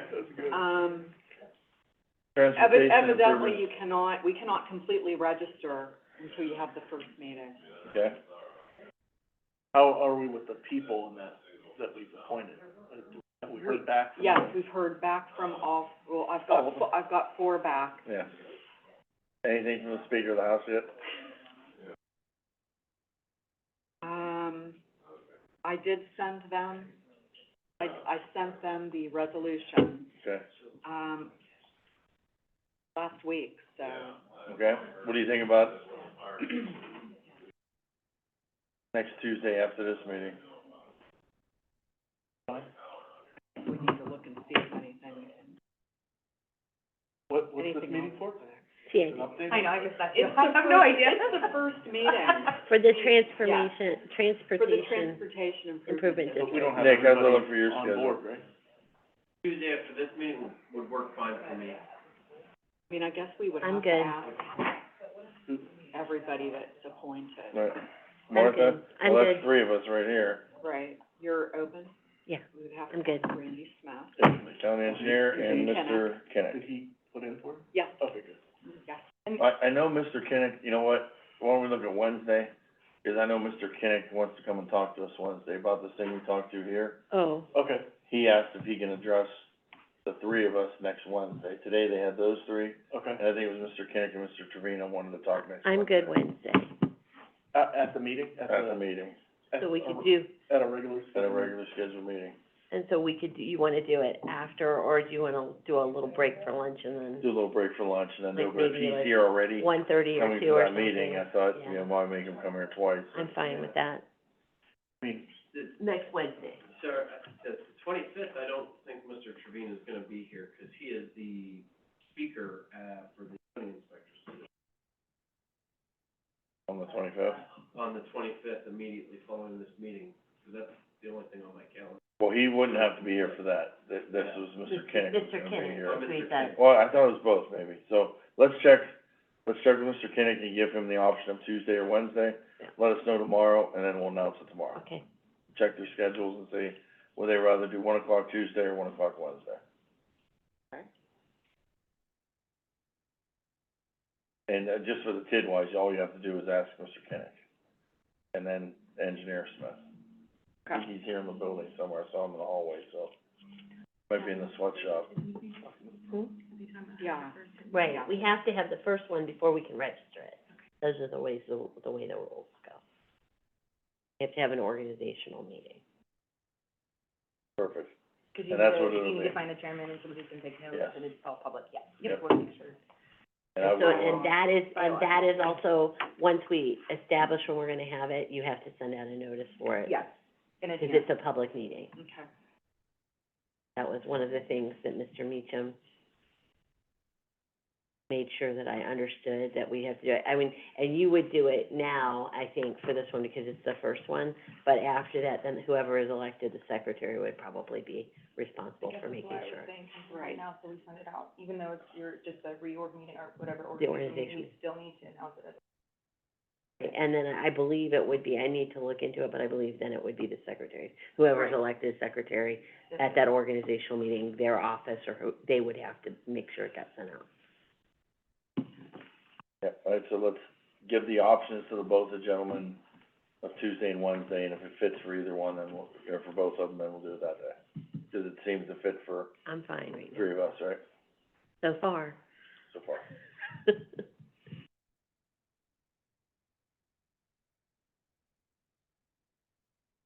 And if it is a public meeting, is where we're gonna do that? Yeah, it has to It be a has to be. it has to be a public meeting, and every meeting that we call has to be a public meeting. There has to be minutes, it has to be all of that. They have to And be, so, at that first one, it's an organizational, we would have to elect a chairman and a secretary and all of that at that first meeting.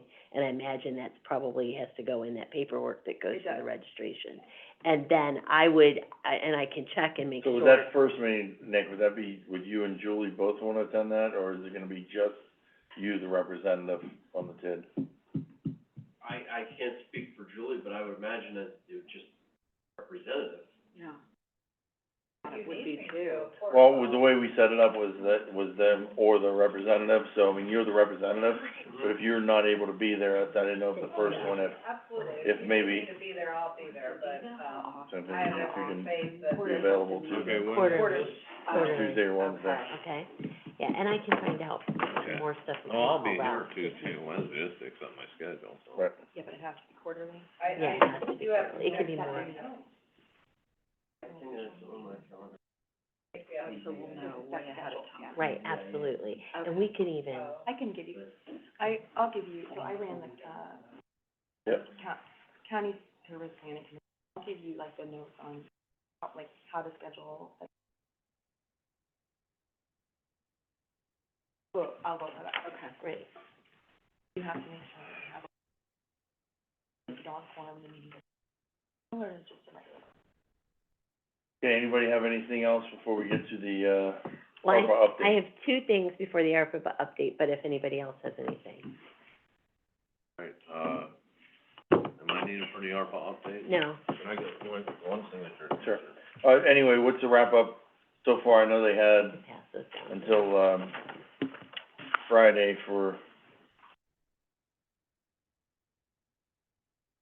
the Yankee Lake thing. So far, Oh, we just, majority well, we had looks three that opposed it at the public hearing, and one more came in the mail, so we have four. just 4 out And of with 51. 51 connections, you would need 26, Gotcha. opposition, So that looks like there's it's only moving four. forward. Yes. That was a good meeting too. Oh, yeah. The facility, I was highly disappointed. Yeah. I thought that was gonna be a great venue. Sounds, Microphones wouldn't work, it's Yeah. moved in, I couldn't get That- the PowerPoints right, there were a lot of things there that really took away from the quality of the presentation. it's okay. We got our point across. You'll just put up the initial and then. Then it's just gonna be the file. Yeah, take your cupcake, don't touch it. To start at the way I understand it, we have to elect a secretary, and that secretary will be the one that will have to take the minutes and do all of those things. Does that make sense? Yeah. But we kinda have to get it started before we can do My that. answer would be because you left it open. and I'll say that on the right now. Are you ready for me now? I'm ready. Yeah, All right. give me one quick. All right, sure. Good to see you, I'm sorry to recognize you. Oh, you're fine, you're fine. See you there.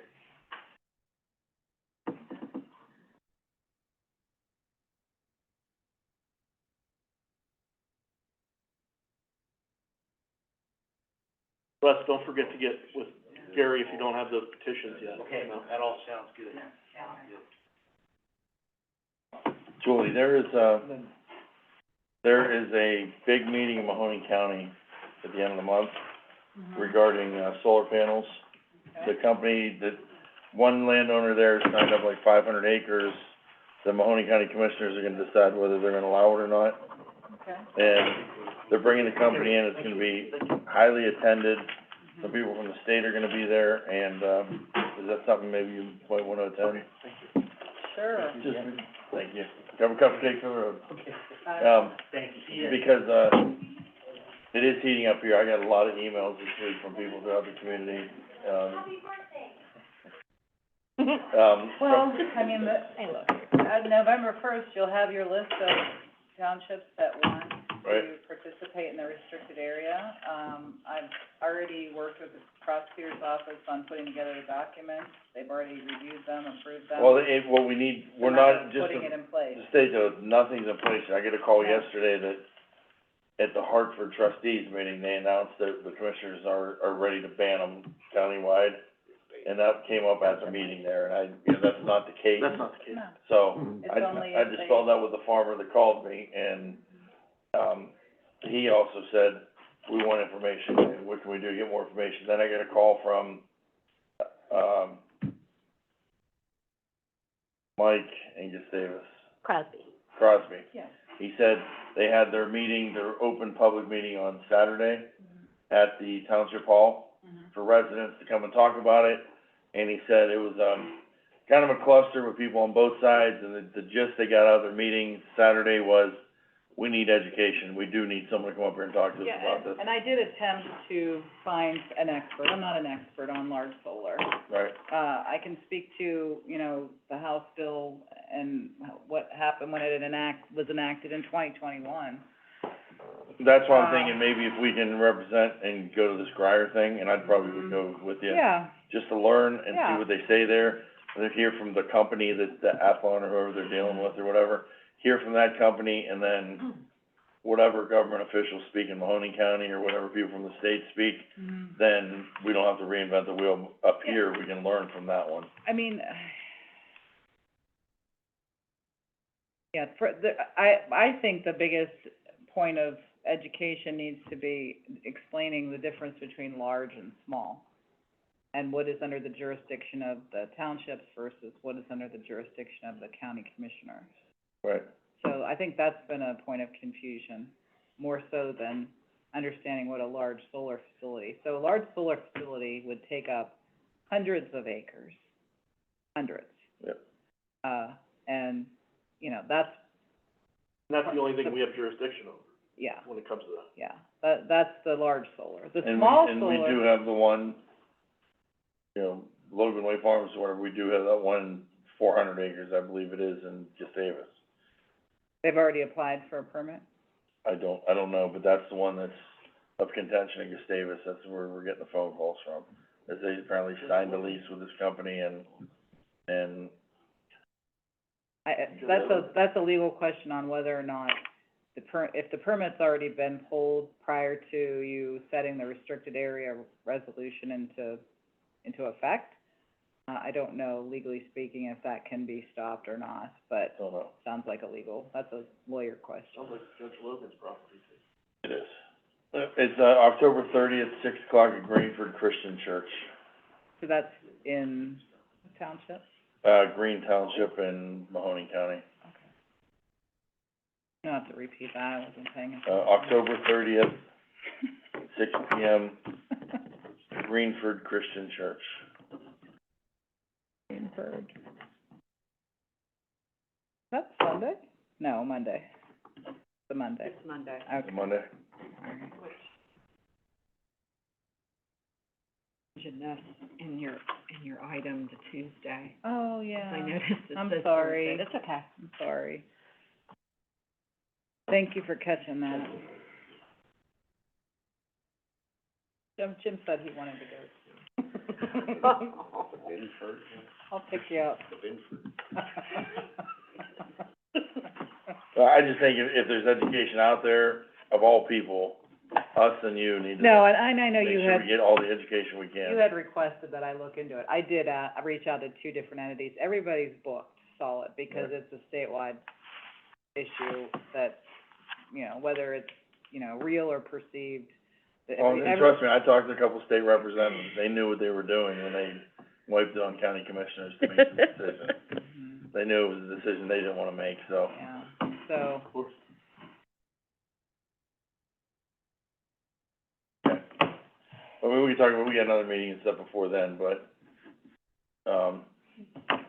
I would plan on being there, I wanna see it myself, and if you wanna go, I think it'd be good. put it on. Both of us, huh? We're both there just learning, we're just people in the crowd, I wouldn't see why it would be a problem. We're just in the crowd Do you know if watching. it's a sighting board or is it just the company giving This us? is the company and the Mahoning County Commissioners and the public, Okay. to ask and answer questions. Okay, Greenford Christian Church, Southern Mahoning County. I'll find it and text you. It's down, if you go toward the Canfield Fairgrounds, you go just a little south of there. Okay. This is just their informational meeting? He's the first one that signed up 500 acres to do this, and the commissioners are, I don't know, waiting for permit or whatever it is, they are They're holding a contemplating saying no. And so they're holding a public meeting to educate the community on this, and have the company come in and answer questions for the public and for the government entities, his trustees and, the neighbor farmers and the county commissioners there. I don't know, this may have been, we'll have to check and see, it may have been listed as a special meeting with Mahoning County Commissioners, I don't know if they did that. Do we need to list it ourselves if we go? Or if they've already listed it as a public meeting, are we allowed to go to it?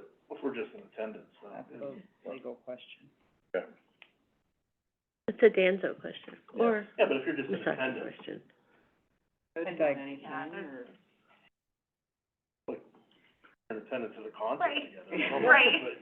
Right, I mean, it's educational, we're not gonna be part of the panel, we're not gonna be making decisions. You're not going to be making any decisions. And this is going on too, Newton Township contacted me, there's a farmer in Newton Township that's been approached, that she wants to sign her property up to, so, but how many acres does she have? And this a is couple 180, I think it was.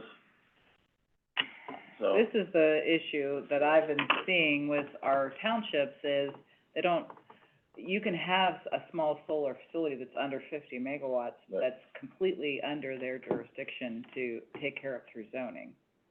And we've been sharing the best practice zoning, resolution with all of the townships. I don't know that any have adopted it thus far. The Ohio Township Association actually drafted this probably a year ago. And then when we went to that workshop and we, received more information from the Ohio State Office of the Farm Bureau, they provided even more information to include in that as a protective measure, for things like decommissioning and how long they last and, the heights and just really everything. They covered everything that was brought up over the past couple of months, and I'm not sure that any of them have adopted that as part of their zoning resolution yet. And so, Not even Vienna? Vienna actually adopted something that was more restrictive. They, I believe, and I'm not sure if it was finalized yet, Okay. but, they proposed to restrict it for commercial and industrial as well, which we wrote back as the planning commission that, it is not in keeping with their own comprehensive plan, nor is it in keeping with the joint land use study, because if yours, the Department of Defense actually advocates for alternative energy sources. And so if the township prohibits alternative energy sources within the township, that would apply to yours as well. And so we, as a planning commission, review it and we offer our opinion, our recommendation, our what is it, approval or disapproval? Approval or The Ohio Revised disapproval, Code has specific language on what we can say, and then they take our recommendation and they use it or not use it. So ultimately, it's up to the township to decide whether or not they wanna take our research. And I can tell you, we spend at least 8 to 10 man-hours. When somebody sends us a zoning text amendment, we research everything. Ohio Revised Code, Ohio Administrative Code, their current plans, other township plans that are comparable in size, the Ohio APA Association website, the Ohio Township Association website, other, we have a listserv of all the planning directors in the state of Ohio. So we put a lot of work into it, and we all work on it. So it'll start with our Plats and Zoning Coordinator, and then myself and Nick will review it and offer our recommendations. And then we have a 3-member Plats and Zoning Board that reviews it and approves it.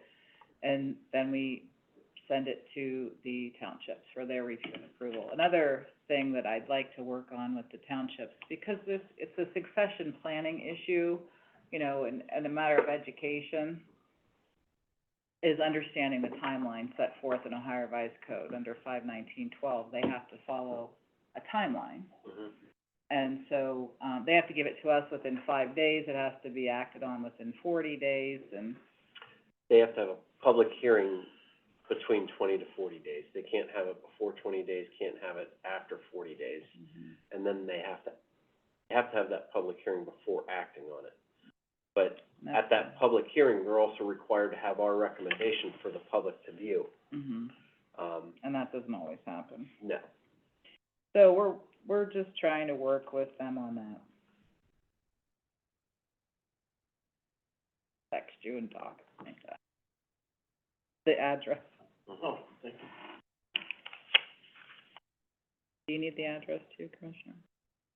You have it, For, the church. yeah, go ahead and text it to me if you, And that's the 30th? yes. 11767 Lisbon Road, Greenford, Ohio, 444. What time is that at? 444. Is it at Six night? PM.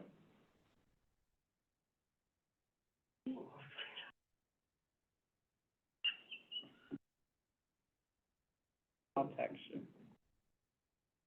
You want the address too, Jim? Well, I already have it, 1176. No, it's 11767. Yeah, I think you're out. I think you're out. Could be about 30 miles away. Not to get too personal. 6 p.m. Oh, Martha, you have another appointment? It was a little bit. Sorry. Invasive appointment. Oh. Oops.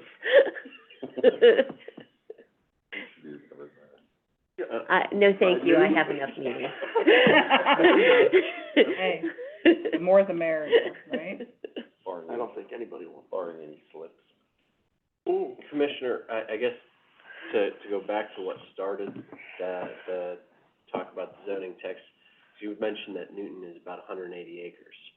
So based off the EPA's estimate of how many acres it takes to create a megawatt, you're looking at 300 plus acres. So that 180 is never gonna Not be in our touched by a jurisdiction. resolution by the commissioners. That is 100% zoning handled by the local township. Yeah.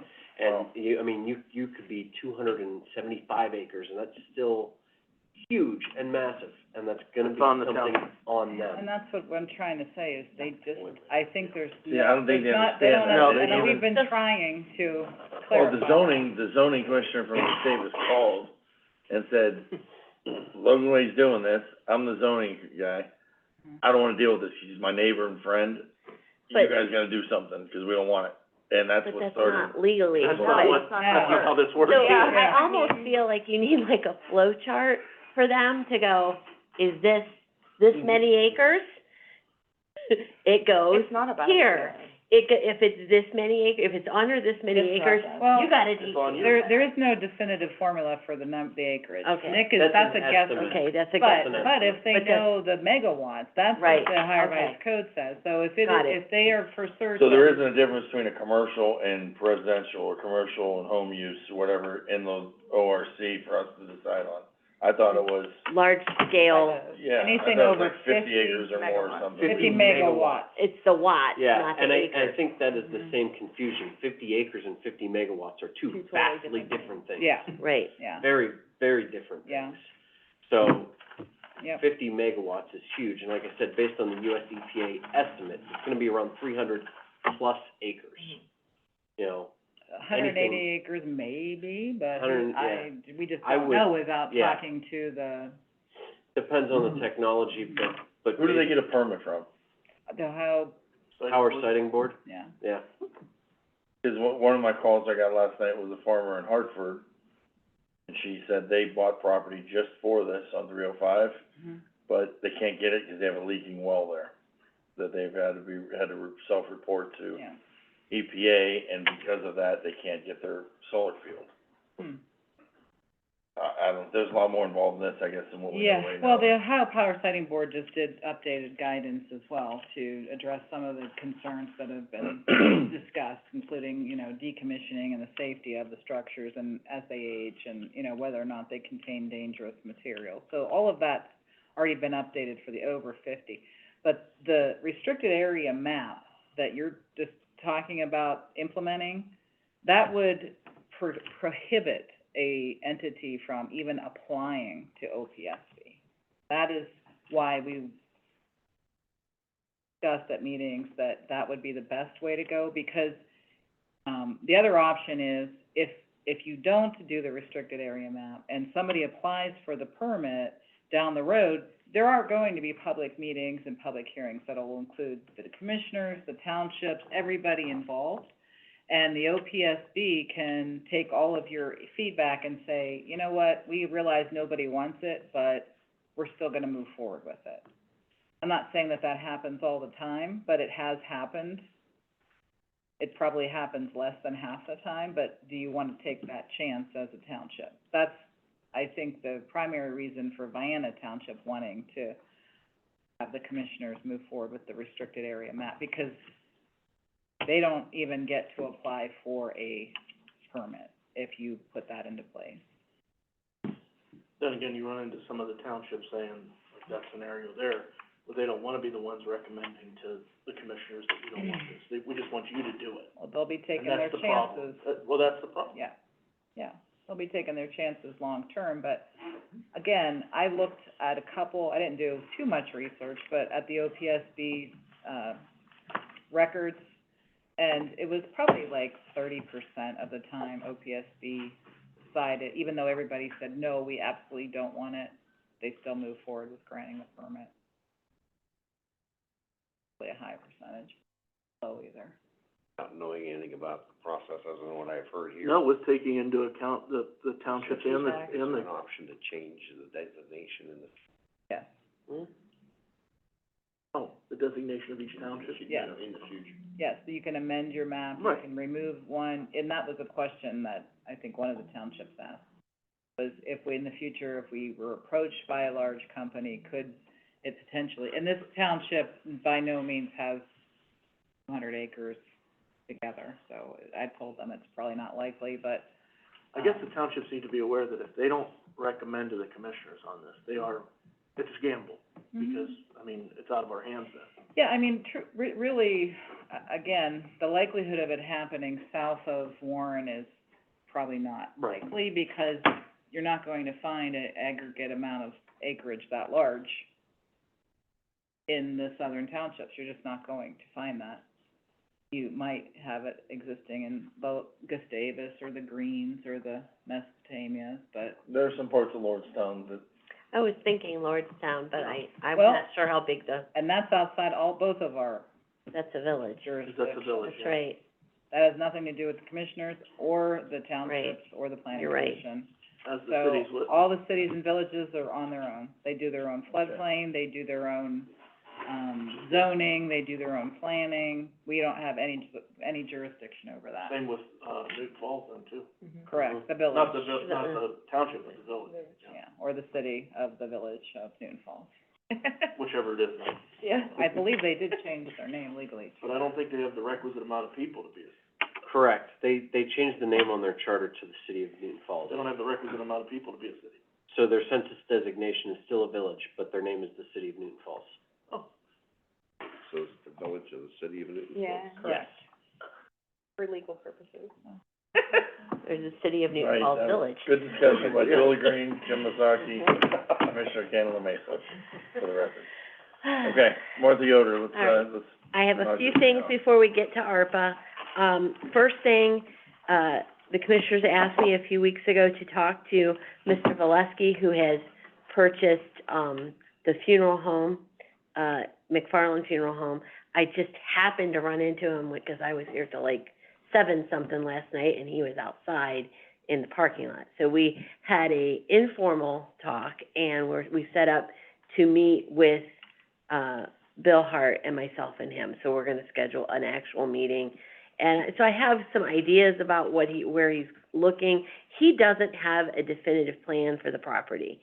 So that kind of makes it a little, but we'll talk. And I've gotta do some research too. I know he would like to do it as reserved parking there instead of in and out, because he feels like that will be, less liability for him and less, easier, like with his commercial insurance, that kind of stuff. I do know that RAP has some reserve parking in the garage, so I kind of want to check with them and see what they're charging for that, to kind of get an idea of where we would be at with it. And then, but I will meet with him and Mr. Hart as soon as I can. So I just want to let you know on that. The other thing, we brought this up, Christie and I brought it up last week, but Commissioner Cantala Mesa was not here, so I wanted to kind of bring this up again. As you, both are aware, we have several projects that are going to require, notes, that are gonna require debt. And we kind of have a lot of moving targets with those projects. I'll kind of list them so we can kind of talk about them a little bit. We've got the engineer's roof, the stone building roof, and some other improvements. There's a sanitary sewer project that sanitary also wants to do a bond for, which is $750,000. And the JFS windows, we haven't really established that we're going to borrow for that, but we kind of have, seemed to be in that direction and not looking at ARPA for that. We have an estimate from that engineering that was done through ARPA at about $200,000. We still don't have the engineer heating and cooling estimate, but, Bill is working on that, but that's sort of on the horizon as well. And of course, we may have to fund some of the dog kennel through lending. We have notes that we're going to redo in March, that come up in March. It makes a lot of sense for us to put off our actual borrowing until then and do it all at once. Our financial advisor estimates it'll save the county about $40,000 to $50,000. And his idea for doing that is to, instead of, taking out a note every time we start to do something and need the money for it, between now and then, advancing the money from the county itself, with the understanding that we will borrow and pay it back. And so what we would have to do, if that's what the commissioners would like to do, is we would have to have legislation, basically approving a declaration of intent to reimburse with debt proceeds. And, so if we know that that's what you want to do, we can have bond counsel prepare that for us. And that's kind of what we wanted to know if you guys were good with that. Yes. So that was that. Now, moving to, the ARPA, so I just want to give you a little bit of an update. I'll try to make it as quick as possible because I'm hungry. So there's still no reply from Green. I had reached out for requests from them. Lordstown Village submitted 2 requests. I added those to the ARPA pending application folder under Lordstown. I've also added those to the maybe list that I sent out to you. I did not print a maybe list today. I just, have given you guys that in digital form. Real quick, Yes. Senator Yoder, I don't mean to interrupt, but, just for full transparency, I was reached out to by, St. Vincent de Paul, one of the board members there. You know, they provide the kitchen services and the thrift stores. Mhm. help with a lot of, different issues with, underserved individuals and families. So they were under the, he said, well, I didn't know, you guys had this ARPA money, I didn't know if I'd qualify, it didn't meet the deadline.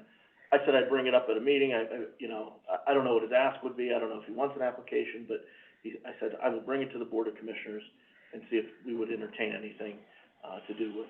Are they based in Warren? They're based in Warren. No, I would, my preference would be the same route we did before. We talk to Warren, Yes, see if they wanna meet halfway with something, if Warren comes up with something, that's fair, then come back to us. that's fair. All right, I will relay that, I will All right. relay that. thank you. Yep, And I think Okay. that's no, it's very fair, relevant. very fair. Okay, all right, so I don't have to do anything, you're not giving me And any I'm more sorry, homework. I didn't want, I wanted to It's all say right, that before I it left me, understand you know what I mean? Okay, so, Attorney Rogers sent me her notes of what she recorded as your preferences and approvals from that October 3rd meeting. I kind of reconciled those with what I had, and then went back and checked the recording on those that we disagreed on. And based on that, I did have to make, one correction with regard to, our yes sheet, and that was that Farmington Road request was actually a maybe. And so I moved that from the yes sheet to the maybe sheet.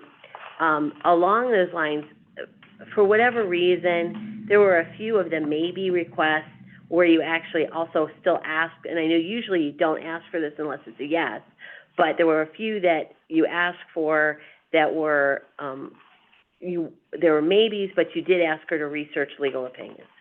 And I sent you those to, all of you, including Attorney Rogers, and then I CC'd you on that email. And so, in that same email, I said that the remaining, requests on the yes sheet would need opinions, and she should begin with the gold highlighted ones, because those were the ones that were sent in prior to the pause. And then move on to the red, and then do the rest, so that we, because she's got a lot there. So I don't know if you want to change that, or if you are okay with how I did that. That's good. I will add, to the yes now, I will add what you, the Matthews request to that. So I'll add that sheet, and I will send that on to Ms. What- Rogers, so she knows. Yes, sir. What about that veterans, That, I put that on the maybe, because you guys that's a had, yes, I wanted to move forward with that, so. are you concurring with that? Yeah, You want we me did to that move last week when we moved. Okay, Okay. I apologize, Move Bezetta forward, move that one forward. no, the move veterans outreach, not, No, not just veterans outreach, but the other veteran one. that one is on there. Okay, is it? It's on Very there. good. I So just wanted to make veterans sure. outreach, anything that we, Veterans outreach, I'd love to move forward as well, because they're moving to Well, the other facility, but that's but beside that's, the- okay, but what I did, just to explain my reasoning on it, anything that we did not discuss in that workshop, Yes, which included a lot of these, and we have a few, right? At the very end, I put all of those on the maybes for you guys to go back and reconsider. okay. I Okay, felt what are that the was whites? the fair What are thing. the whites in there? The whites are ones that are just yeses, but they were not ever submitted or told to be submitted to legal. They are now. They will be. But what I had, the golds were ones prior to the pause Right. that you had submitted to legal and she was holding on to. Okay. The reds were ones that you had asked to submit to legal, but because we did the pause, were never submitted. So Okay. those are, so just because, to give it a little bit of, how do we do this in line? We do the gold ones first, because she already has those. We do the red ones, and Mr. Masaki makes sure that she has those, and then we move on to the whites. Does that make sense? Makes Yeah. perfect Okay. sense, yep. All right, so, and I will, as I said, I will add Matthews onto here. And I don't Yeah. remember if we had that as red or gold, I don't think we did, I think but it was a maybe. if we, well, we had it as a maybe, but I mean, as far as the color Oh, on the original ones, I don't remember, whatever it is, we'll transfer to this though, all right? But it will go from the maybe sheet to the yes sheet, yes. all right? And we'll talk about the financial part of that in a Well, second. And we Yeah. need to, there's some, that's where we come into that soft money too, because it's all gonna be dependent and contingent upon Right. those people wanting the project and, Sure, but we'll put it for what it is, and Yeah. again, all of this is, they're all soft targets, because Right, things you're right, change. you're right. Both ways, things change. All right, so back to my list, all right? So I moved Farmington to a maybe, but it's also on that little short list that I have of maybes that you guys still wanted legal opinions on. You have that sheet, but you have it in digital form. Okay. It was emailed to Attorney Rogers, and everybody was CC'd on it. Okay.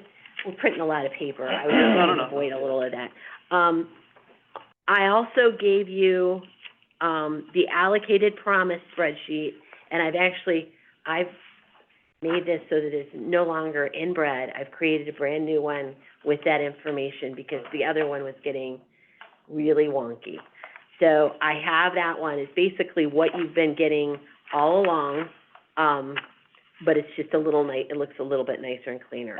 I know that on that, you guys still want me to add some columns so we can start working on what's been paid for, and, you know, what's done, and maybe we have some money left, that kind of stuff. Although we did really work hard to harden as much of that soft stuff as we could when we initially did this, but we'll go back to that. I'll be adding columns to this to reflect that, just have not had the chance to do that yet. But this is, go ahead. Have you talked to Neighborhood Partnership? No, I've not even gone that route yet. I will, I promise, but it's just a lot. And, you know, I do other things besides ARPA. Right.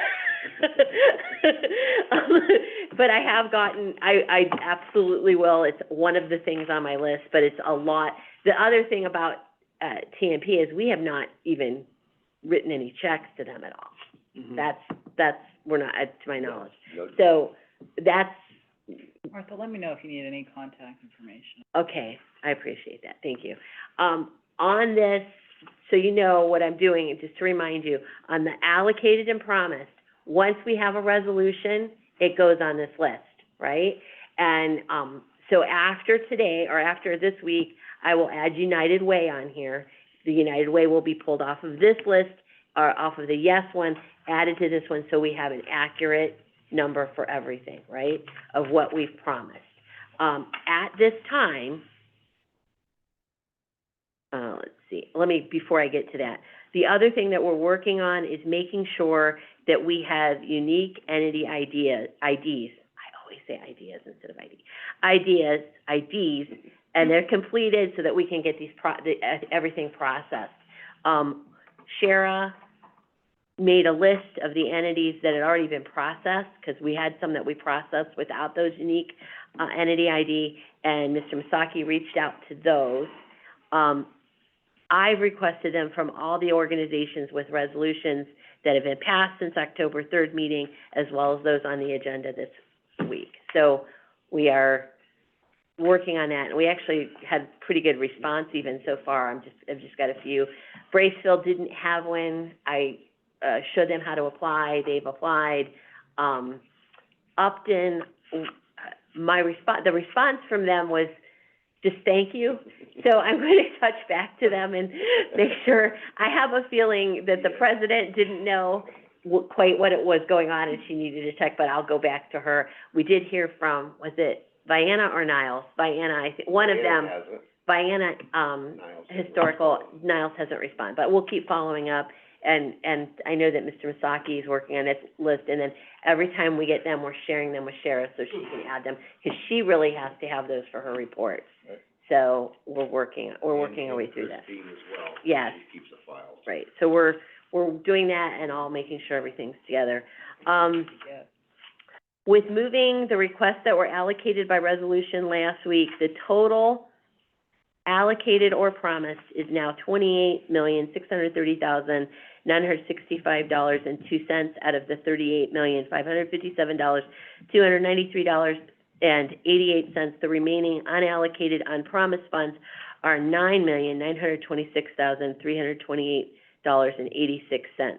Then taking the amount of the request on the yes sheet, and that's going to change now because you just added one, but before Matthews is added, those requests are $5,684,055.63. If every request on the yes sheet is approved by legal and then approved by resolution by the commissioners, the total remaining before Matthews is $4,242,273.23, and with Matthews' request, it's $3,805,273.23. And so that 4.2 is $100,000 more than what I had in your notes last week, and that's because that 100,000 Farmington Road request was moved to the maybes. So that's why there was a difference in that. As I said, I'm still working on gathering the information to expand that allocated promise sheet, and we'll get that to you as soon as we can. One more question, and I'm done. On the yes sheet, you approved more than requested from Johnson. That was the ambulance request. You actually approved $153,300 as opposed to, what was it, 126? With the idea in mind that they could buy a new ambulance rather than refurbishing the one. But we really didn't reach out to them and ask them I if talked to that's the what they chief. want. I Or you called did? Chief Price. And that's, I told him to call the chief and champion, see where they were getting Okay. their ambulance, and to work it between them to see if they can okay, do two for that's one good. deal. That was, I just and wanted to maybe make sure they would he'd get a been better followed deal up for with, both of them. and that's one less phone call I have to make. Thank you. Now, he did not get back to me yet on Okay. whether he did or not, but I did All right. ask him to do that. All right. And that's all I have unless you guys have questions. I'm good. Thank you. Auditor Yoder? Anything else, Mr. President? That was a long meeting. Yeah. I'm ready for another birthday. Yeah. Make a motion to adjourn? Second. Mr. Cantala Mesa, Yes. Mr. Malloy, Yes. Ms. Frenchco. Happy birthday. Thank you, Jim.